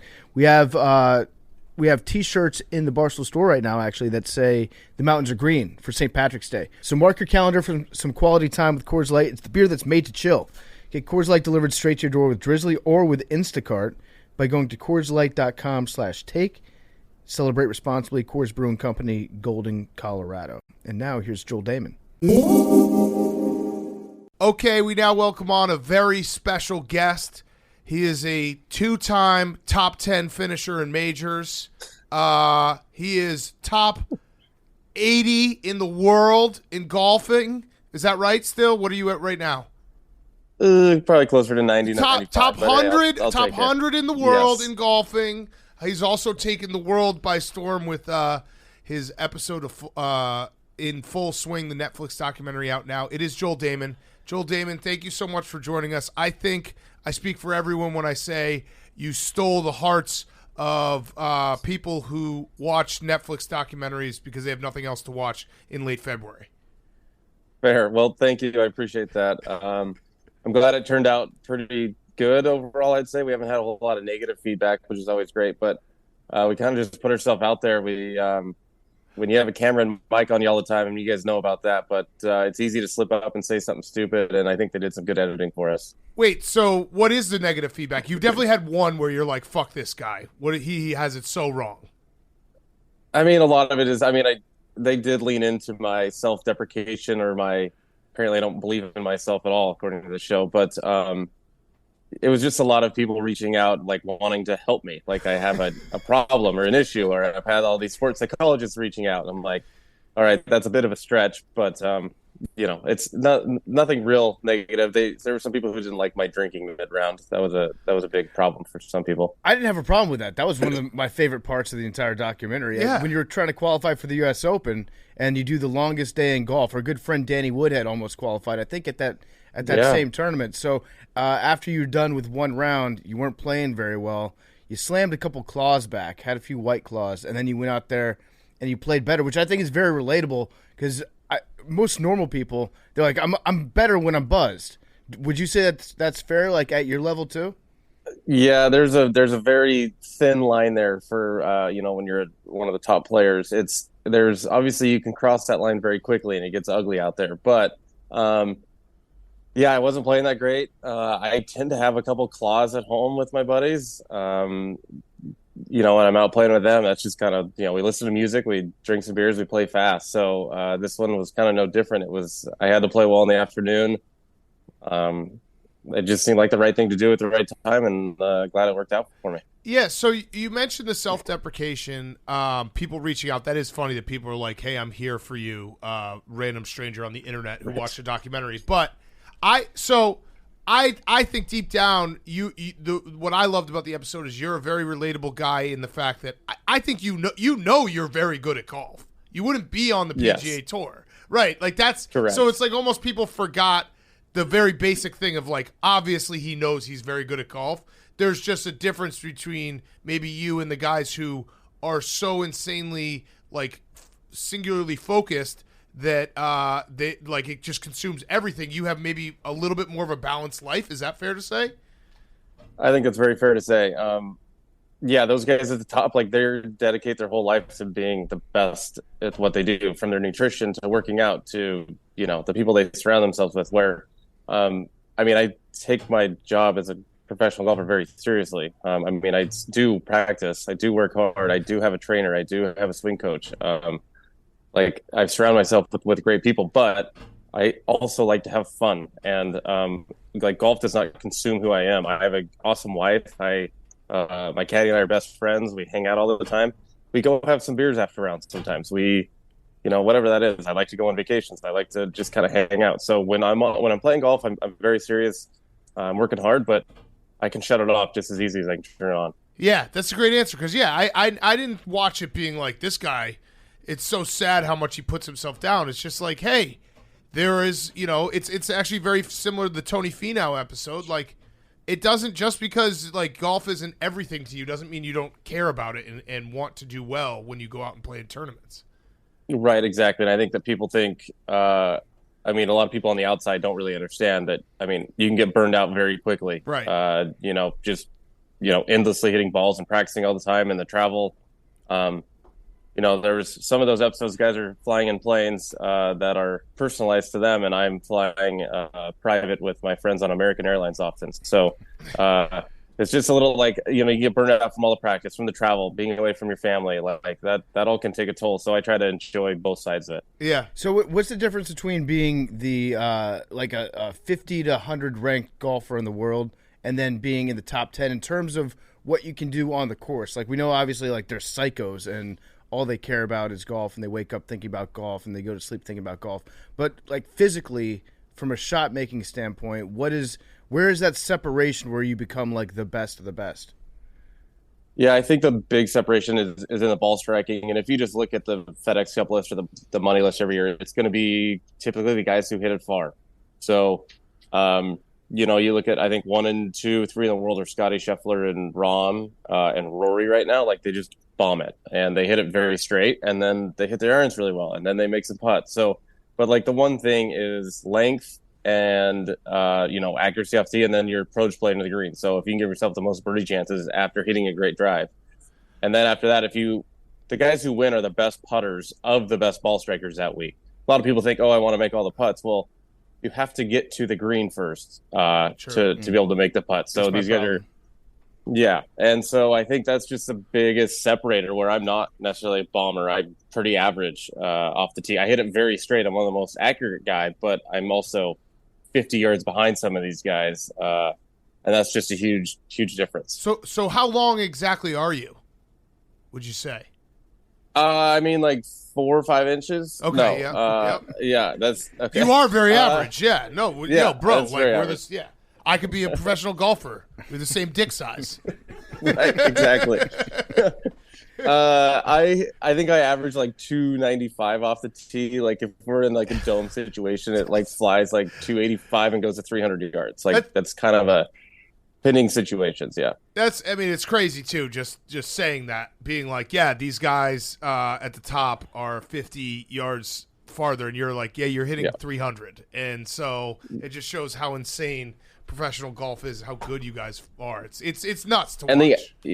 And the athletes are just getting bigger and stronger, and technology's better, and the instruction's better, and all that stuff is optimizing how to hit the golf ball now. And it's just so you have these bigger, stronger, better athletes working out more with better technology, and all of a sudden the ball is going to go forever. It would be pretty funny if you had a steroid arc where it's Joel Dahmen shows up to the Phoenix Open just completely shredded. And then you get busted for steroids. But then you're hey, all you people who hit me up about full swing, you said I should take it more seriously. There's nothing more serious than taking steroids. There's an arc there. I'm just saying. There is. That's fair. That would be an interesting one. I don't know how golf is still mental as well, but I'd be curious how that all works. Do you get roid rage on the golf course? That would be a next level out there. Do you get piss tested after you do really good in a tournament?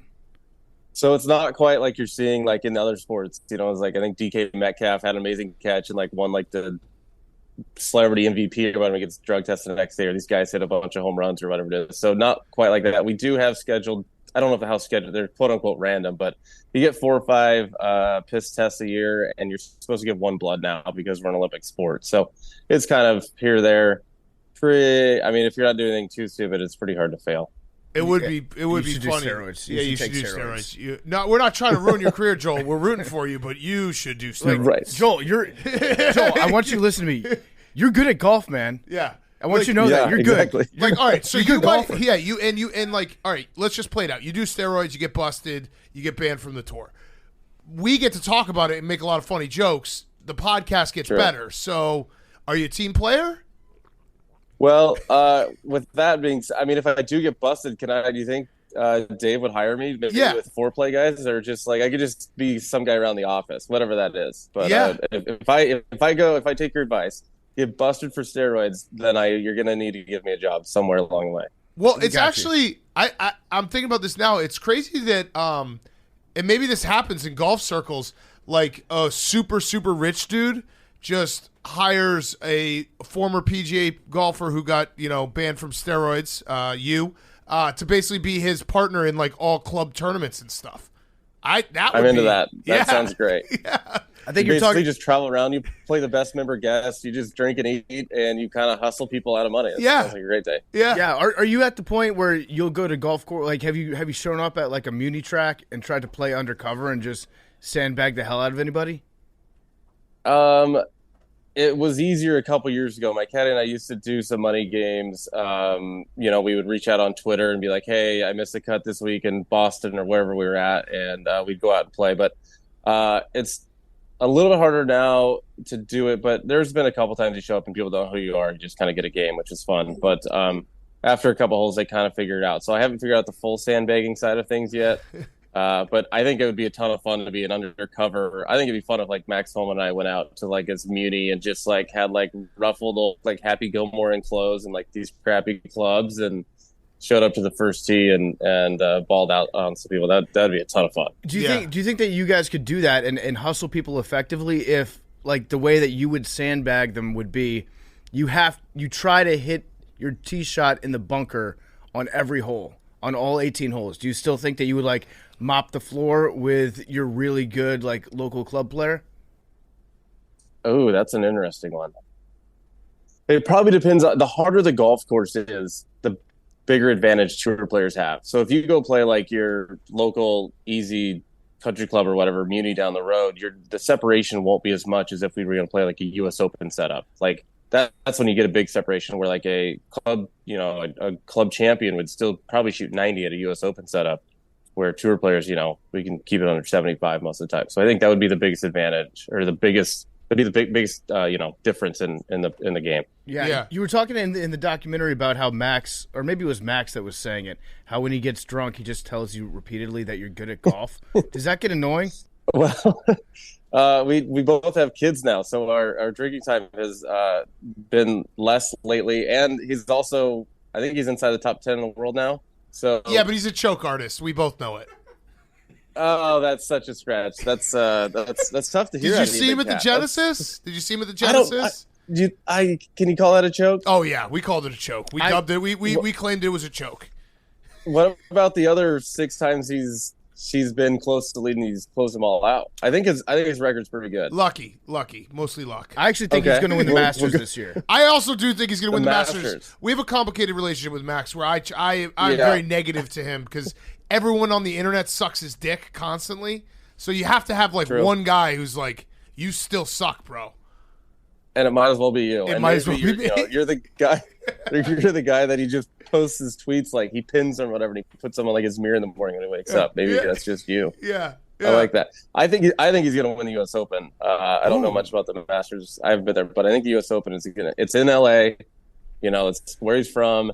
He's got all those positive vibes and all those cool things he says now in his mantras. So I think L.A. could be the spot for him. Yeah, I like that. So speaking of Max, let's play a game called I Asked Max Some Stories About You. So this is what he gave me. This is so bad.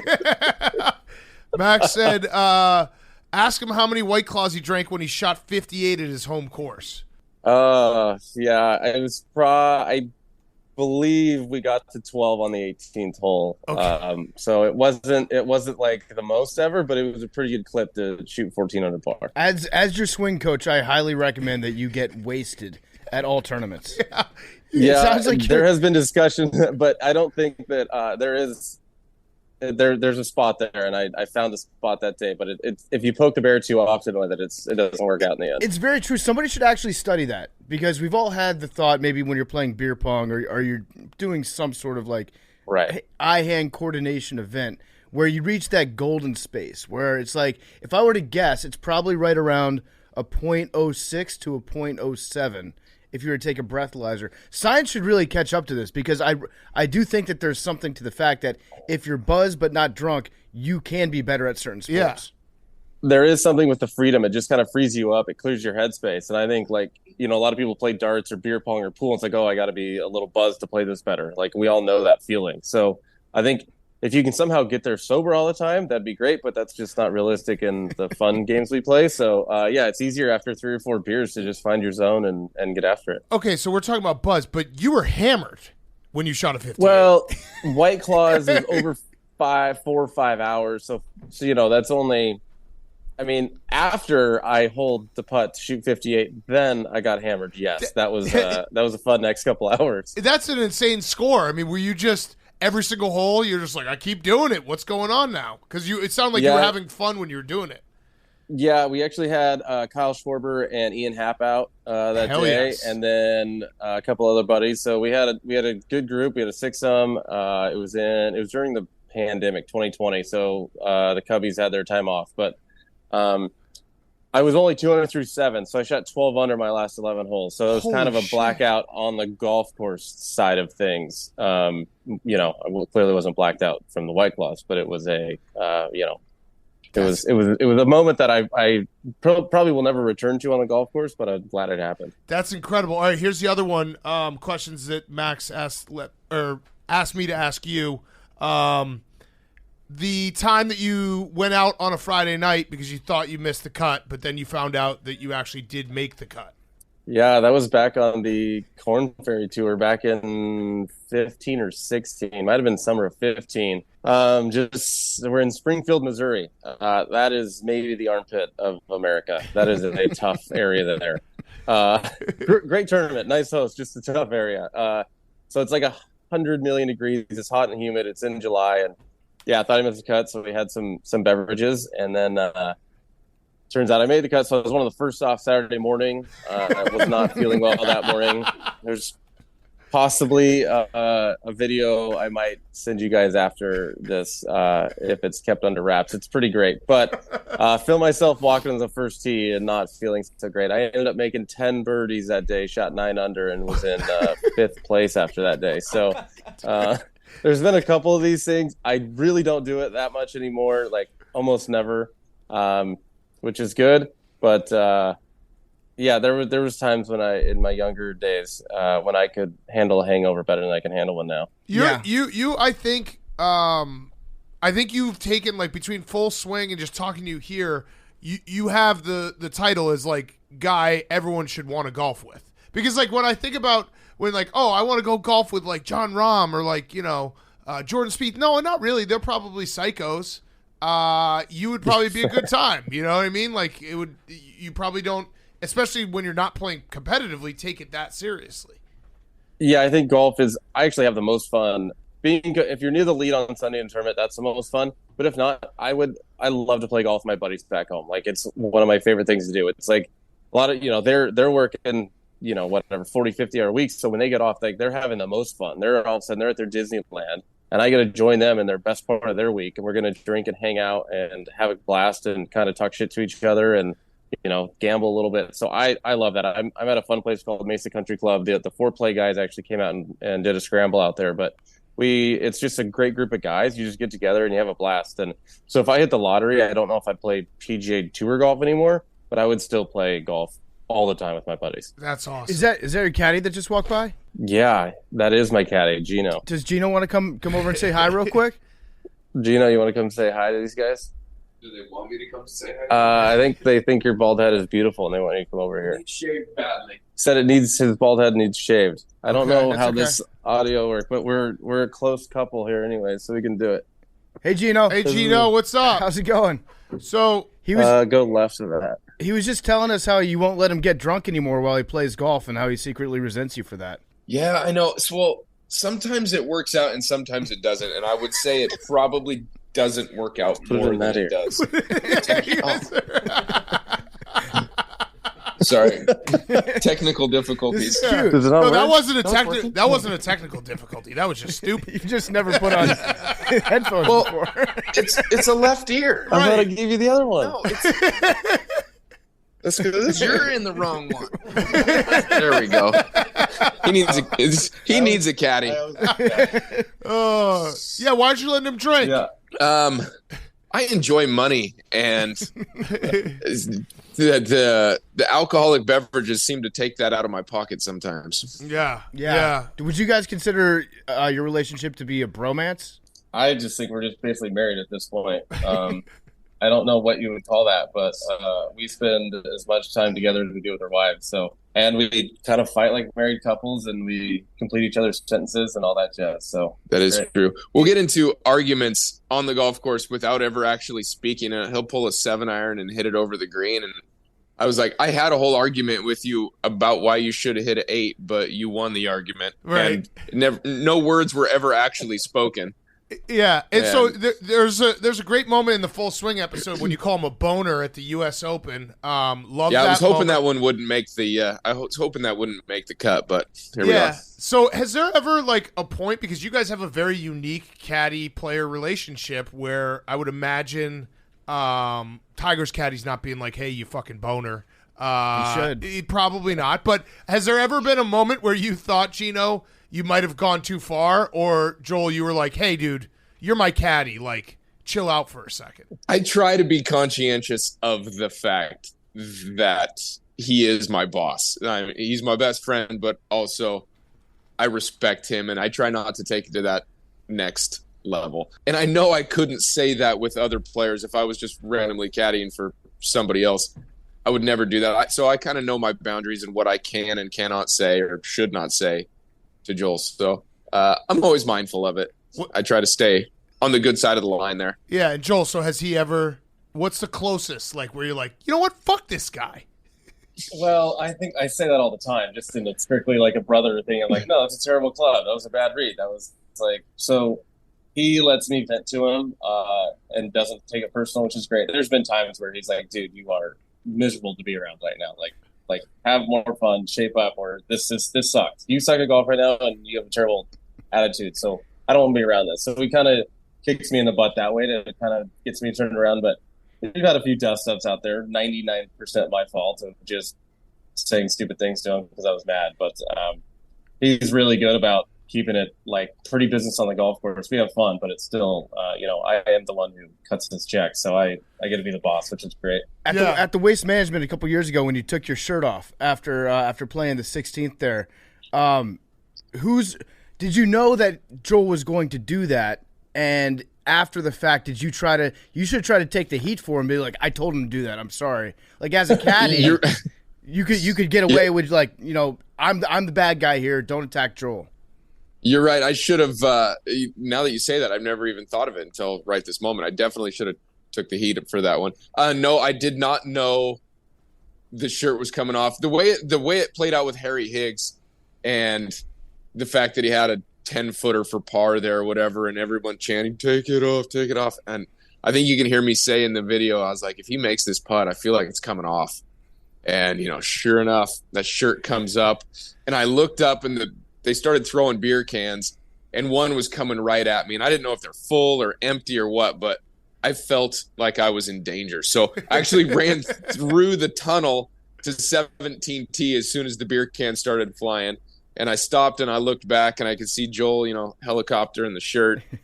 And I was like, oh my gosh, that was something else. But I definitely should have taken the heat for that one. Joel, if you make a hole-in-one at the 16th hole at the next Waste Management, you got to go full frontal, right? Yeah. Just helicopter your dick. Just drop trowel. You guys should do meat spin. Pants You guys should do off. meat spin together. I remember together from our college days, You would go in and change the homepage Yeah. of your buddy's computer to meet spin. Yeah, exactly. You count how many spins you Yeah, get. yeah, round, baby, right round. Yeah. Wow, that's classic. I don't know if mine's big enough to meet spin, but I might have to actually just take my shirt off. All right, so wait, last question for Geno. Do you ever talk shit to other caddies? Because I would do that if I was a caddy. You'd be so bad at that. Big Maybe not as much as I should, and it's a lot of other player caddies don't have as much fun as we do. They are working, so yeah, they're out there taking their job serious and all.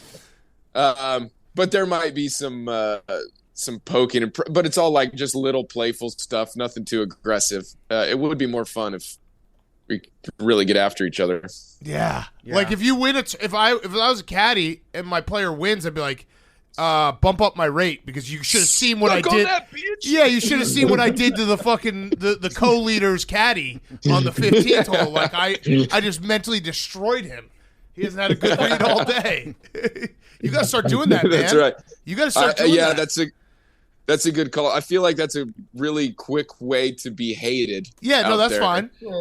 Yeah, who cares? It doesn't matter if you're hated. Who cares? It's just you can't let Joel get hated. Yeah, as long as you're winning, right? Who cares? Like you can't be 200th on the FedEx Cup talking shit to everyone. Well, you and can. Then try to get a job. Very funny. Yeah, yeah. Right. All right. Well, Geno, thank you. By the way, we might have just started to put a little birdie in Joel's ear that he should start taking steroids. You guys can deal with that later. But thank you for hopping on for a second. No, you guys are awesome. Thanks so much. All right, see you, man. All right, so Joel, I had questions being like, how does this relationship work with Geno because it is so unique? But like him just hopping on, I get it. I'm just like, yeah, he's actually the perfect guy where you could tell he has fun, but he also knows how to switch it and be serious if he needs to be. Yeah, totally. I don't think Geno gets enough credit for actually he's a very good golfer on his own. I mean, he's a scratch handicap. So he's good at golf, but he knows golf. He understands strategy. He's actually a very good caddy. Like if I were to fall off the cliff tomorrow, he would be picked up very quickly by another player out there. He's very well liked by everyone. He's respected by the players. So I think that's a misnomer. Geno's just my buddy who just has a good time and we're just hanging out. Well, actually, he's a very good caddy as well. And I'm lucky that, we kind of get both sides of that. Yeah. Does he advise you on your fashion sense, like the bucket look, the bucket hat look? Rocks. So the bucket hat, I like the bucket hat, but we're historians of the game of golf, and as far as we know, through I think I've been watching golf for like 7 years now. No one's ever won a major championship whilst wearing a bucket hat. Correct. Yeah, the bucket hat is. I don't know if it's quite a fashion statement, but it is great for skin care. Protect yourself from skin cancer. It's the number one way to do that. So I don't pretend that I look maybe the best out there, but I will say that when I'm 65 years old, my skin will not look like a crocodile, wrinkled, leathery, gross as much as some other guys out there. So that's what I'm going with. It's also nice that you don't get that forehead line that everybody has. There were some brutal forehead lines in the Netflix documentary.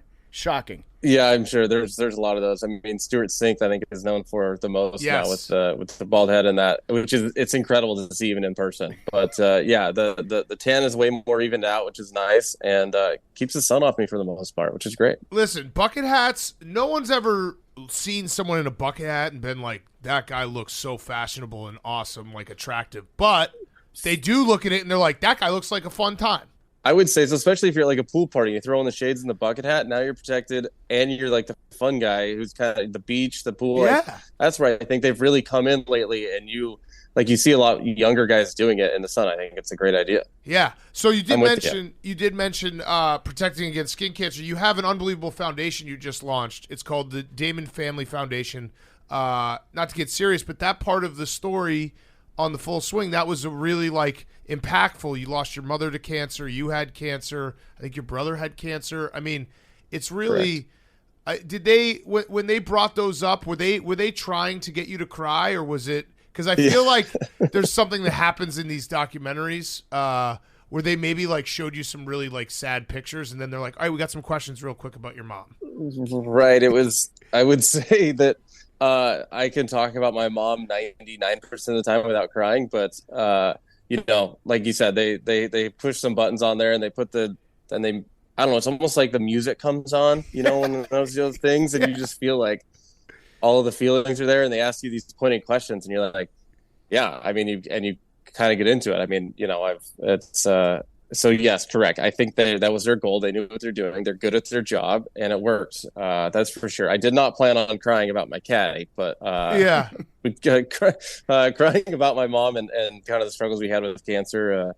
I mean, that's just it's real, and it sucks. But everyone can actually you can actually relate to that because everyone knows someone, or either directly or one of their friends or whatever it is. So, cancer doesn't care who you are. Yeah, and the Dahmen Family Foundation, go check it out now because it benefits children and families through the game of golf and focusing on cancer patients.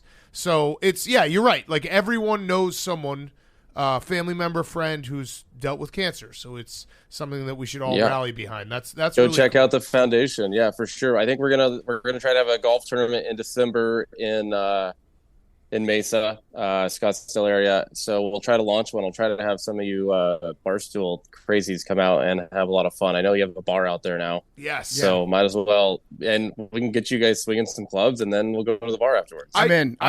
I shot a 72 at Shinnecock. I just want to let you know so you don't sandbag. Did you shoot the 70? I shot the how did that go 72. down? I shot the well. So I went out to Shinnecock, and then I played, and then after I wrote 72 on my scorecard.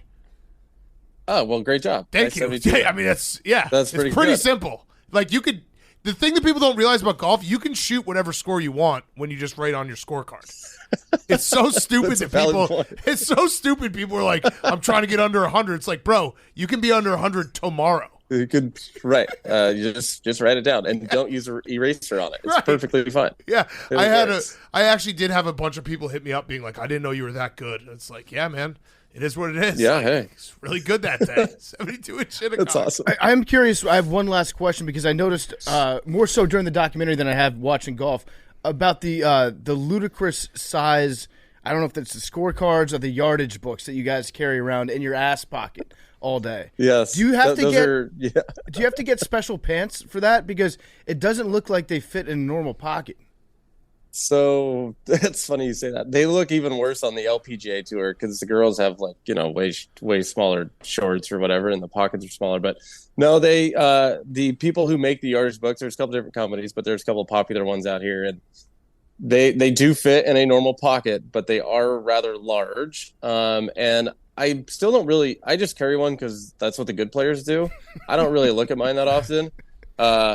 Geno does, which is good, but I don't really. Yeah, so you can put, you put your yardage book in there. You put the pin sheet. You can put little notes, and then a lot of people carry the scorecard in there as well. So it does look funny, but a lot of people have their favorite teams on there, or they put their nickname or whatever it is. My wife made mine like 8 years ago, so I feel like I should use it still, even though I don't really look at it. But it makes me look like the part more so than anything else. Oh yeah! By the way, congratulations on having a child. That means you're going to play well this year.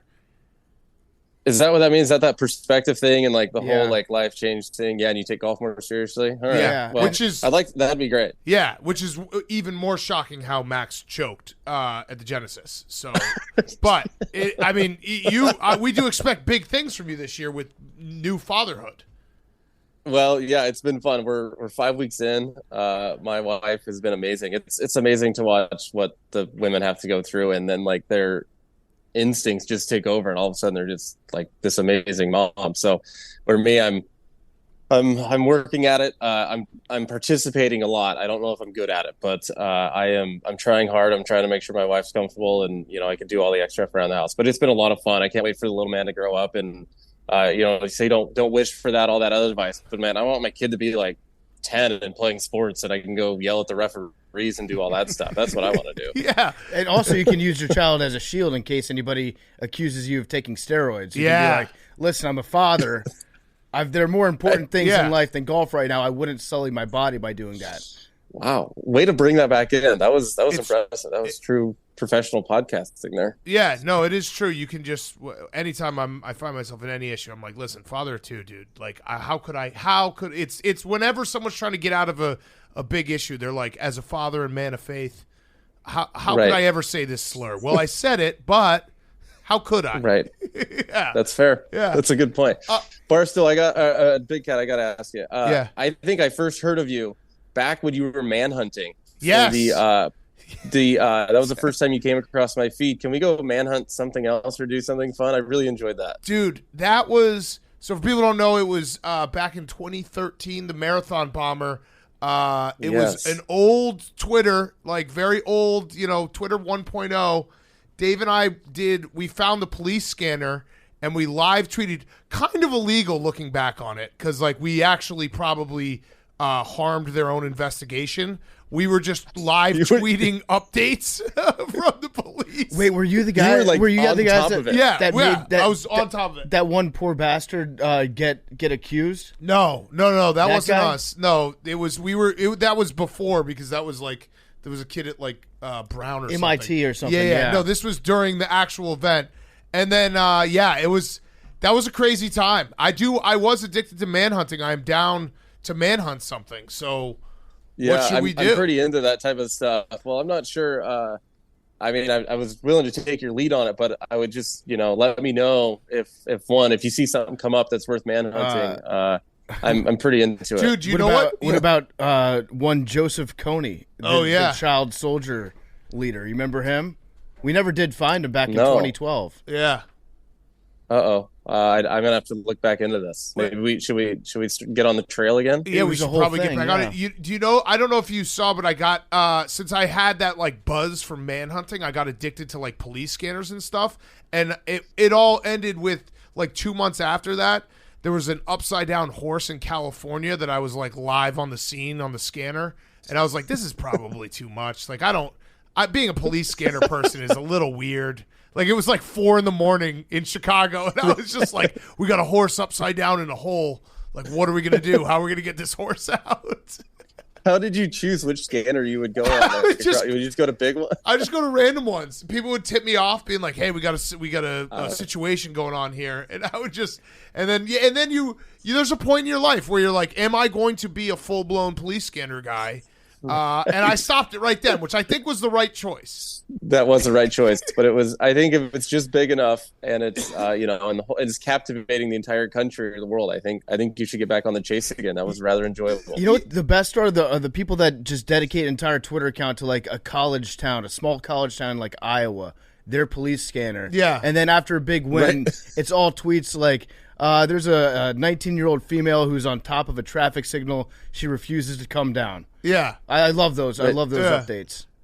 It's crazy. I'm not narcissistic enough to say that the FBI literally tried to dupe me and Dave because we were so hot on that Marathon Bombers case. But if you remember how it ended, it was crazy because they called off the investigation. They're like calling off the manhunt. I went to walk my dog Stella, and I came back, and they're like, we got him. So it's like they called it off. So it's like, hey, everyone go home. Just kidding. Like, manhunt over. And they caught him like 10 minutes later because I think they were trying to get like everyone to like relax for a second. So they got, it was a great time. It was a great time. I appreciate you following through that. Yeah, I'm all in on it. Yeah. Let's talk. Can we quickly talk about Seattle sports? Because you're a diehard Seattle sports fan. Absolutely. So would you like to tell us about Russell Wilson? Yeah, super weird with that one, huh? I gotta admit that I had his jersey. I was a huge fan, and I believed in like what he was selling. That special water that could cure his concussions, and like he actually like people actually liked him, and he was great in the locker room and this rah stuff. Like, and the amount of comebacks he had, and like just the weird stuff that happened in his career, it kind of all made sense. And then turns out he's. Fraud is a bit much, but sounds like he's kind of got too big for his boots, and I'm glad that he's not a Seahawk anymore. And then all these stories are coming out how they didn't really like him at all. So yeah. Thanks for the Super Bowl. I appreciate it, Russ, but good luck down the road. Yeah. What about the Kraken? Are we into the Kraken? We are. I'm actually a season ticket holder with the Kraken. Oh hell yeah! So I split them with my cousin up there in Seattle. I mean, I can't lie. I have not been to a game in 2 years, but I'm a Kraken fan. So You have the tickets in case you're in town. That's great. And Yeah, have nothing I else have- to do that night. we sell 95% of them. I have a hoodie, I have a hat, and I check the ESPN app every now and then. So I'm a pretty big Kraken fan. Yeah, huge Kraken fan. You're a puck boy. The Mariners are back. Like, they're officially back. Yeah, it was nice to make the playoffs last year. I mean, that was a huge. I mean, I grew up with Griffey, right? So like that '95 Mariners team when they came back from down 0-2 on the Yankees was like when I was a huge. That was all of it for me. And then in 2001 was their last time they made the playoffs, but they won 116 or 120 games in the regular season, and obviously lost in the first round. So I think with Julio Rodriguez leading the charge, we have some solid pitching. Jared Kelenic is having. I think he had an awesome. Off season, he's gonna have good spring training, and he might actually, kind of be dangerous this year and come into his own. So, I'm actually a big Mariners fan. Follow along; it's not just fake. So I'm super excited. I'm hoping we can kind of go on a run here. Yeah. Those mid '90s Mariners teams are some of the funnest to just go back and just name guys that were in that lineup. Right. It's still they had the most guys maybe ever in Major League Baseball. From Mike Blowers and Joey Cora and Jay Buhner and Vince Coleman and Tino Martinez. Yeah, Dan Wilson catching. I mean, we had it all. They were awesome. so good. And Really good. Yeah, and fun. What about the Sonics? Are you on team bring the Sonics back? Of course, yeah. I think I was pretty disappointed when the Kraken came in. It was kind of a hey, if you can prove you can have a hockey team, you can redo this arena. We can do this. But it seems like it's down the road a bit. I grew up again with Gary Payton and Sean Kemp and Detlef Schrempf, and unbelievable time to be a Sonics fan. And so. And even then we had Ray Allen. And when I was a freshman in college, maybe a sophomore, but we had Kevin Durant as a rookie there. So, it's, in Seattle basketball, I mean, if people follow it, the high school scene is unbelievable how many players come out of Seattle area. So I think the culture's there. And I think if you got a team back, I think it would be insanely popular. So hopefully it's happening. But the other problem is the NBA is so watered down now. Like the difference between the top 5 or 6 teams and then the bottom half is just atrocious. So if you just add 2 more teams, you're just gonna. I mean, you might as well have me play on the Sonics at this point because they'd never win a game anyways. That would actually be really fun. I'd watch that. Yeah, that's a genius idea. I'm in. Yeah, the Seattle boy done good plays on the Sonics and just gets absolutely torched every game. I would definitely not go inside the arc on offense or defense. So however we go, I'd be like the worst version of JJ Redick you've ever seen. we were talking during the dunk contest. They should have just some random guy come out onto the court and get dunked on every single dunk. So you have an incredible a 360 windmill, but then just some poor sap that just gets teabagged and falls to the second row just for the effect of it. We always say on tours, you have a lot of people why don't we have the local club champion come play or the random 10 handicap come tee off first and come post a score and see what it's really like out here. So I think if you're getting dunked on, that's not quite as much fun as playing golf, and you can't put someone on a football field because they might actually die. Right. But it would be nice to have just your normal average Joe who thinks he's a decent player come on and, just watch him get clowned on. Yeah, it would. It would be awesome. To remind us just how insane these guys are. Right. Because we do sit on the couch and we're like, fuck this guy. He just rolled his ankle. Right. Why can't he get back in the game? I mean, we did say that. Brock Purdy's arm, it looks good to me, bro. Right. You're totally right. I just tape it up. How did they miss that read? Throw it over here. It's so easy. It is. But apparently it's not. It is so funny when you break down sports fandom. I know Brock Purdy was very hurt, but there's also a part of me that's this guy's being such a pussy. It's it makes no sense. You know what I mean? I'm fully aware of the fact that that is wrong thinking and I am a wrong person. Sure. But you can't deny that part pops in your head and you're like, this guy's so soft, dude. How is he not throwing the ball? Just grip it. Of course, but that's why it's called fans, right? Isn't fans short for fanatics? Yeah. So that's just we're crazy. I do it when I'm watching golf. I'll play in the morning and shoot 3 over and come sit on the couch and flip it. I'm like, oh, you can't hit it there. That's unbelievable. I'm like, oh, that guy's beating me by 7. So what am I? I'm like, God, you're terrible. I'm like, you're beating the crap out of me on the same. I just played the same golf course 2 hours before you. So right. I do that all the time. Yeah. All right. So I had one last question, Joel. This has been awesome. We really appreciate appreciate you coming on. Roback question, use code TAKE, roback.com for 20% off your first purchase. Great golf polos, Q-zips, joggers, which I love, the performance joggers. So go check them out, rhoback.com. Use code TAKE for 20% off your first purchase on roback.com. All right, my last question. So you have been on with the Foreplay Boys, who we love. So you said you have a $44 club in your bag. Do you still have that? Yeah. Oh yeah, that thing is not leaving. It's my hybrid. Talk us through that. So you have no one has a $44 club in their bag, right? Like as pros? There's actually another player who has the same hybrid. It might be Stuart Sink actually, or maybe no, it's Lucas Glover has the same hybrid as me from the same time, 2011, I believe. So, some guys will grab random putters. You can be very personal, like putters are kind of whatever, like whatever you can make a putt with, you just kind of roll it, right? So that's easy. But yeah, technology's came a long ways. But I actually think with this certain hybrid that I have, it's been so good for so long. So it actually caved in on me after 10 years. So Geno bought 3 more on eBay at like $40 a piece. So I have backups, and then people have been sending me their hybrids. It's like so I have a closet full of these things in case they ever keep breaking. I can just keep going to them. That's awesome. That's like finding one pair of shoes you like and just buying them all. Yeah, I mean I'm not quite there yet, but I can see one day where I will be that person. You have cornered. So is there anything special about the club? No, that's the crazy part. It's even like the shaft is like straight off it's off the rack, as they call it. It's not. It's just like anyone can go on eBay, grab this hybrid, and it's 20 degrees, so it's like a 2 hybrid for me. Goes about 225, 230 yards, and so I use it into par 5s if it's shorter. I do a lot of par 3s out here on tour, and it's obviously my favorite club, but you look down, it's all scratched, like the paint's coming off, like there's still the sticker on the shaft, it said like pre-owned, so it's pretty great, but it's just what I like. And it worked for me. Did you name it? No, I haven't actually, but someone made me a head cover with Geno's face on it, and it said like Geno's favorite club, please pick me or whatever. So I stuffed this. It's not very good looking head cover. It's not Geno's fault. It's just like this brownish looking one, whatever. But the actual face, just Geno's smiling face is on there. So that's just floating around with me in the bag all the time, which is great. If I was a golfer, I would name my clubs. That'd be sick. Yeah, that is a smart idea. I should look into that. Yeah, and I mean Henry the hybrid, maybe. Ooh. Henry, that's a terrible name. Henry. Yeah, that doesn't sound like a winner. Maybe though. Hank. Yeah.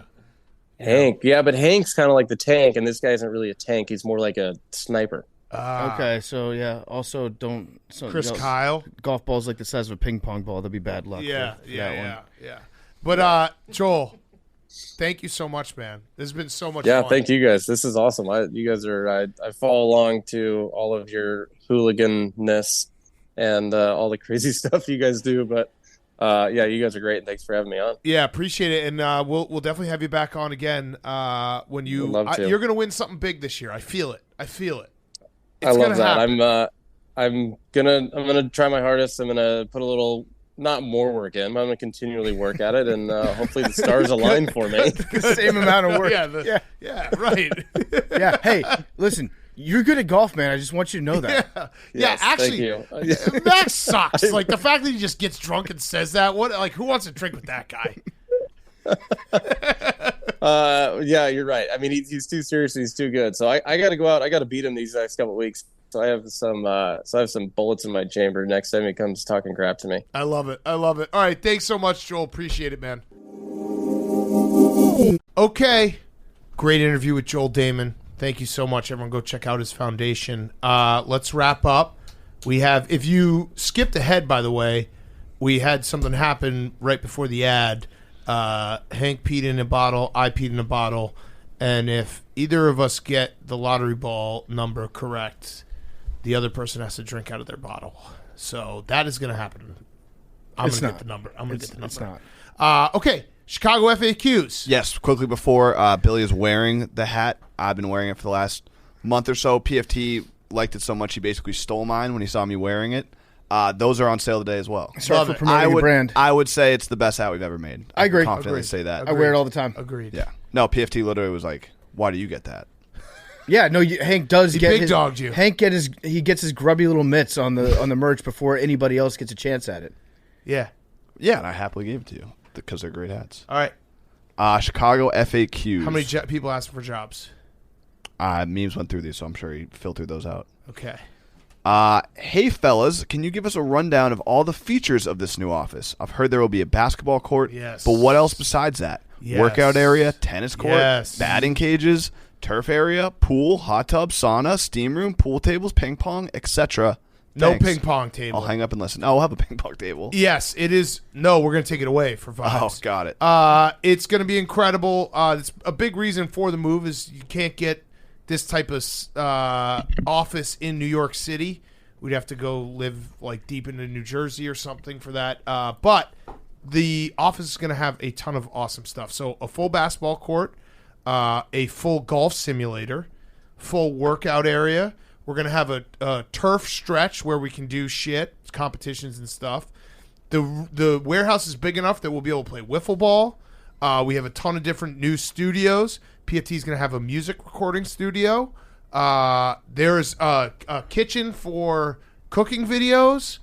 The gambling cave is going to be sick. It's basically, if you thought about like if Barstool Sports met, I don't want to say Dude Perfect. Just say Dude Perfect. All right, Dude Fantasy Perfect. Factory? Yeah, Rob Dyrdek's Fantasy Factory. Yes. And then we still have, we're going to have a bigger green screen room, a bigger studio for stuff. Like, it's going to be everything we've wanted. We've loved our time in New York, but this office, I'd say we've outgrown a long time ago. I also think, I mean, you guys, it was just us three when we moved to New York, but like when we were doing the show remotely, talking about moving to New York, like this is what we were trying to get. Right.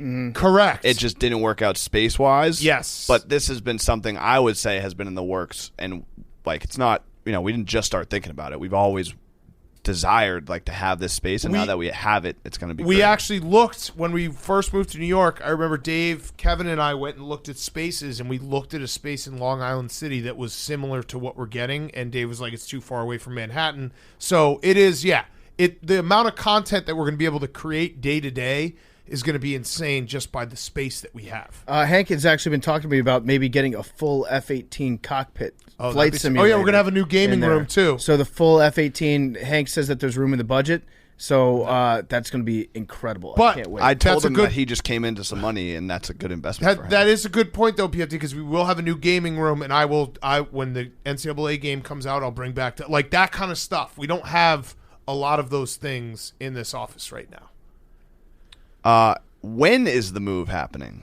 I'm going to be, I think, the first one out there, as far as I know. Yeah. So I'm heading It's a out. race. I'm heading out in June. Same. And going to get to spend a full summer in Chicago. I've spent a grand total of probably 15 to 20 days in Chicago over the course of my life. I'm told it's the best summer city in the country. It's very fun. So there will be a fleet of boats.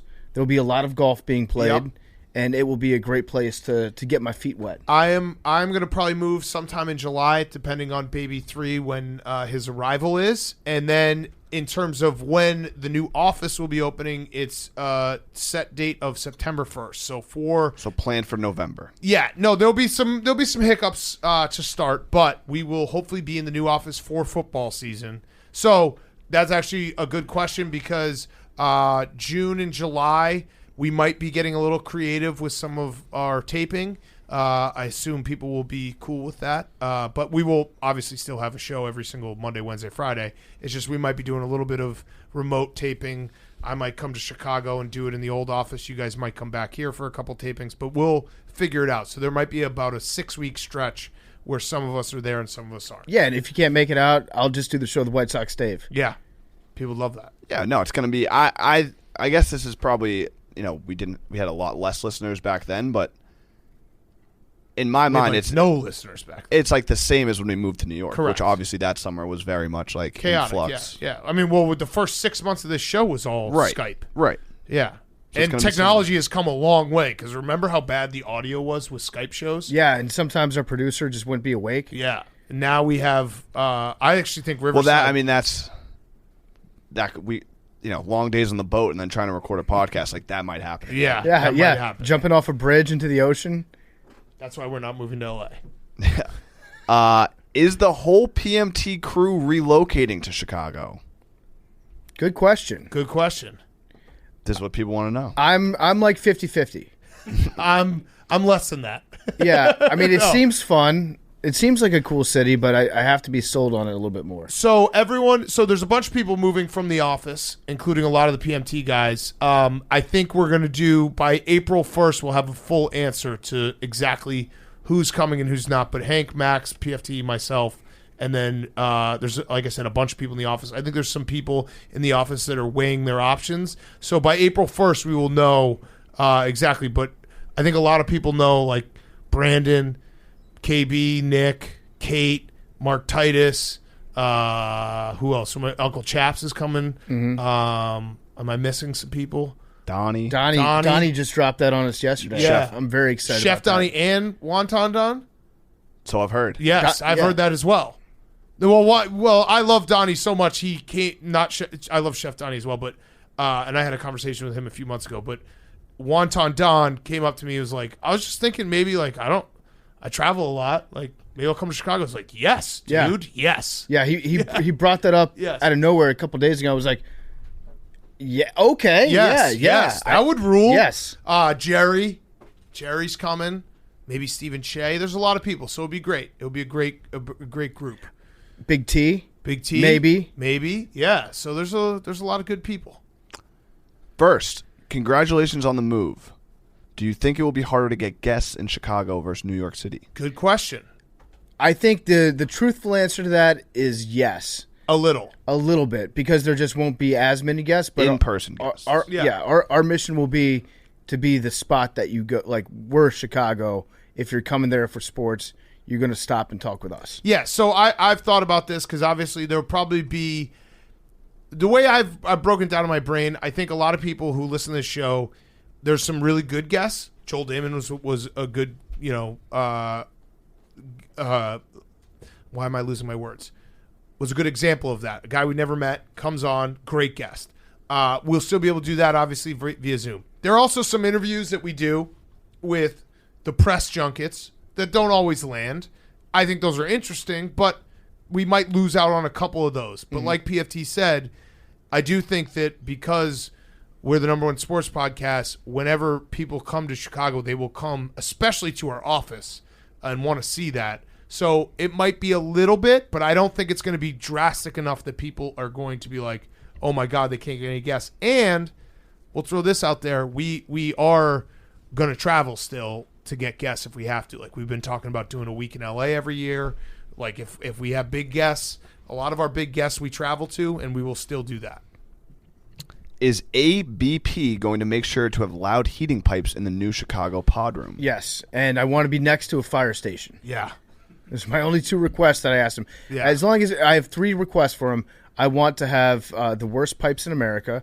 I want to be next to an ambulance, and then I would also like the Wi-Fi to never work. Yes. So we've got the right man for the job. I'm pretty sure these pipes are voice activated. Yes, I'd agree. Max, are you excited to be behind the glass? Sure. Max is going to be behind the glass. We're gonna have glass. because they can edit it faster when pretty they're sick. when they're actually. So I didn't know this. Hank told me this. We've been doing this for 7 Wait, years. is that true? Oh, you Let him made cook. this up? Hold up, let him Wait, cook. you Hold made up, this let him up? cook. No, I don't think. I think you just misunderstood what I was saying. Finish your thought though, because I'm no, curious I what hear your this too. interpretation. Hank of what said that when we too. finish recording, they have to take it all from these computers and they can't edit it until they go back to their computers. True or false? You said that to me.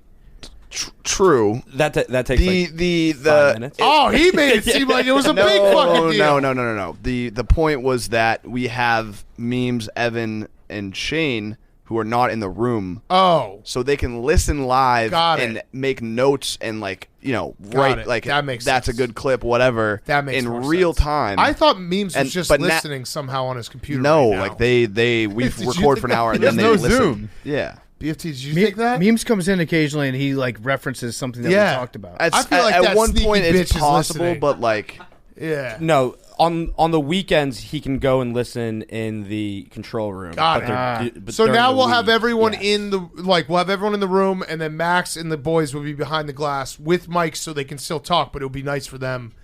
The show should get better for that. yes. it was a good idea in theory for us to put this fucking squat rack in here. I would say it's probably like we could have used the space better. The nice thing about the new Chicago office is we'll have a squat rack in the office, so we don't have to put it in our. I think we should have 2 squat racks. I don't want to wait. I don't want to so wait. many times where I'll move back and be like, what the. Oh, fuck, I forgot we have a gym in here. I don't want to wait and Nick is in the squat rack. Yeah. And then I have to. True. But our new studio is going to be sick. Yeah. It's going to be sick. My favorite days of Barstool were in HQ2 when everyone was always interacting with each other and there was drama captured on stool scenes. Is that part of the vision for Chicago office? And what was the main motivation for the move to Chicago? That is it right there, what they just said. So that was also my favorite time. COVID happened. The New York office, a lot of people spread out. It's not really popping. Like if it's us a lot of times, and there's not a ton of people. I mean, there's people who come in and out, but they don't come every day. There's a lot of people who come a couple times a week. It's not consistent. The first New York office was consistently a madhouse. The Chicago office is going to be pretty much the only requirement is you have to show up every day. And so that will hopefully bring back some of that je ne sais quoi. Yeah, and I guess the thing about this move is there's a lot that we can say that we're going to do once we get there, and we do have a lot of big plans. But the fact that it's going to be a brand new place, brand new people interacting, there will be side projects and spin-offs and new series and all sorts of new stuff that we can't possibly predict right now until we get out there and start mixing everybody out in that terrarium with each other and see what's clicking. So, but that person's point is exactly what I've thought, is that it's kind of it hasn't died here, but it's definitely slowly petered out, and a lot of people are in, the space is just not good for it anymore. I think COVID, we started coming in the general, for probably a year or so, it was basically we don't want people interacting at the office. Come to the office, do your show, and leave, and that has just kind of stayed as the people's routines. Right. Yeah. We just kind of pretended that we weren't allowed to come into the office, the other way. We pretended that we were allowed to come into the office for a long time. Right. We just came in, but it was we probably shouldn't have all these people here, so just come in and do your show and leave. Right. Don't be interacting. But the madhouse is going to happen. There should be a daycare in the office. That's a bad idea. Bar school sports. All right, couple last ones. Where did it go? Oh, do you have any nerves moving cities and offices? Big step. Excited for you all. Moving sucks. Yeah, the act of moving sucks. I'm very excited. Yeah, I can't wait. I'm very excited. I'm going to play so much golf. Yeah, there's a shitload of golf courses that you can drive. I mean, that's the other thing. People can have cars, all this stuff. But the act of moving is the worst. I haven't thought about it yet, especially I'm going to have 3 kids I'm moving. That part, yes, I am going to hate so much. So might just burn it all. Yeah, that's good. Maybe sign it, interior design deal or something. What kind of interior design will just show up with a flamethrower? No, just get rid of all my shit and get shit. Oh, I like that. I like that move. Yeah. I would new wardrobe, everything. Yeah. New city, new you. Oh, fuck. Yeah. That, dude, you should do that. Bring my TVs. Don't even bring them. I got a big TV. I'm doing 7 on my wall. So, looking at Chicago houses, a lot of them have the same type of format where the basement is just 1-3-3. The basement's just guy room. Yeah. And I've been looking at every single basement and just imagining, because I've missed basements so much. I grew up with basements. I didn't have one. My friends had basements. They're the best places to hang out in the world. Yes. Don't have them in Texas. The ground's too hard. Don't have them in New York. I'm gonna have the best basement of all time. It's gonna be all my pent up basement envy that I had as a child, not having one of my own. I'm going to turn my basement into the best room in any house that I've ever been in. Yeah, it's a perfect place for a flight simulator. Think about this. There's not going to be enough room. Going to having rooms in your home that you don't even go in. Yeah.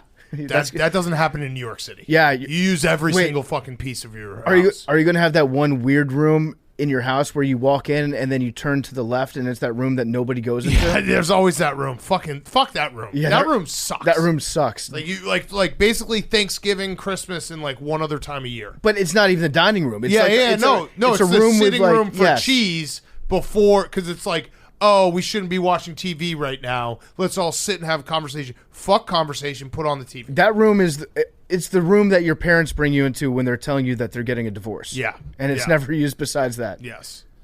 That's it. That's it. Yeah, we're very excited. I'm sure there'll be more questions. But yeah, the big pieces that people should take away is September will hopefully be the new office opening. The move will happen over the summer. Also, we've been talking, I think, what we're going to do. So we'll all have moved, but I think we might do a back to our roots grit week and go through the Rust Belt and maybe we bring our piles. That's how we do it. We bring our piles on the RV. I was thinking about that. Two things related to the pile. One is we're going to have to get rid of our piles before we leave somehow. Two, do you think people right now are looking at our corner and already like mentally staking claims on where they're going to sit? This studio is being taken by someone. Yeah. They don't know yet. I ask all the time. They don't know. They don't know who's taking it? Give us a hint. Why I don't know. What if we just lock the door when the last one leaves? We should leave it like this is a time capsule. Yeah. We should do a time capsule. Museum. People can start. We should do a to the time office. capsule before we leave New York. Yeah. We should bury a box in Central Park. Yeah, and we should make it just filled with lies about stuff that didn't happen. Yeah. Like, congrats to the Commanders and the Bears won 6 Super Bowls during the initial run of part of my tape. A shitload of predictions, too. Yeah. That, like, we were like, see, we told you the Rangers in 2055 was going to win the World Series. Mm-hmm. Yeah, let's do that. Time capsule. There's a dude who buried a beer in college. We should keep the lottery ball machine. Came back and just like grabbed the shovel and just started digging. It was like, what the fuck are you doing? It was just one single bush light. That's awesome. That's dude's rock. Yeah, somebody make sure to put a note down. Put in some sort of memory machine for us to Let's do leave a the time lottery capsule. ball. No, we're not. We'll We're not bury that. leaving the lot. We're not. Core's only, actually we're said- not only bringing the lottery ball. I'm buying a bigger lottery ball machine that you'll lose on that too. We're gonna have one that's like featured in the office. We should do a ball pit. Yeah, And all the balls have numbers on them. What about the green couch? Fuck that green couch. Green couch. We should. I mean, we should it's broken and never got fixed. We should sell that. We should sell that for charity. Yeah, people would buy it Yeah. for charity. I almost matched, but we don't know how much that will sell for. A lot. A lot. What if we burn it? Well, yeah, you're right. You know what? Fuck those Yeah, charities. fuck the kids. Well, we burn it for charity. Oh, okay. Okay. Yeah. Talk that one out. Yeah. We're gonna burn Start it for burning charity. it, and then the charity money comes in. Yeah. Okay. Hank, Yes. have you ever gotten the number on this? Nope. Okay, so this is an interesting one. So I'll take a sip of this if you get it, and you'll take a sip of that if I get it. Yeah. Hey, Do we add anyone else in here? Do you have my clothes? I ordered your Arizona merchandise at the end of last show. Do you have it? You're such a bitch. Also, Venmo. I listened last show. I was getting dragged for not giving the second half. Venmo will not did you allow give it? Well, no, you didn't know. Yeah, I mean, you did the classic scam artist thing. You said No. half, being like the other half will come. You got yourself a few days of grace. I have tried to send it multiple times, and it's too much. Venmo is not happy with me. Oh, interesting. That's how it's going. Because Same. Roan, who you went with, sent it. Yeah, well, Ron's probably got a much bigger bank account than me. So you don't have the money. I do have the money. I do have the money. Well, then that shouldn't be an Do issue. you think I'm Venmo gonna try it right checks now. the size of your account? Maybe. I'm going to try it right now. There's no way you're going to do it. All right. Numbers. 6'9". 18. I also did the research on Yeah. the winners. Yes. Have 17. All of the numbers. Me, PFT, and Billy all have 4. What was that? Max, Big Cat, and Liam all got it once. I think I have one on So the 15 computer. winners. Yeah, which doesn't. Mickey Yeah. Mouse. Wow, I got 4. That's so many. I'll go 88 for Patrick Kane. That was recent. Remember, 3 of the last 4 have been a double number. I'm going to go 22. All right. Can I change? No. All right. No. What did you say? No, what? No, No, you no. can. No, What would you yeah, go? I think I'm change. saying What would you go with? change. No, No, you can no, change. no. You can change. Officially? Yeah. Confirmed? Yes. Confirmed. 8. 17. I'll switch mine to 17, Big Cat. That was so 20. dumb. That was really dumb. What do you have, Mika? 88. 88, 17, 69, 18 max. I hope 17 hits so bad. If 17 hits, you have to drink both of our piss. Fuck you.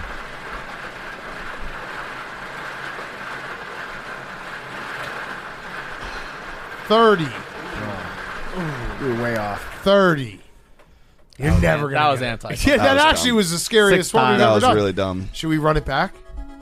Yeah. Counting? No. Oh, we should do it for Friday's show. Oh, yeah. True 69. All right, we'll end this show. Love you guys. Oh, fleas are really itchy. No, flea bites are really itchy.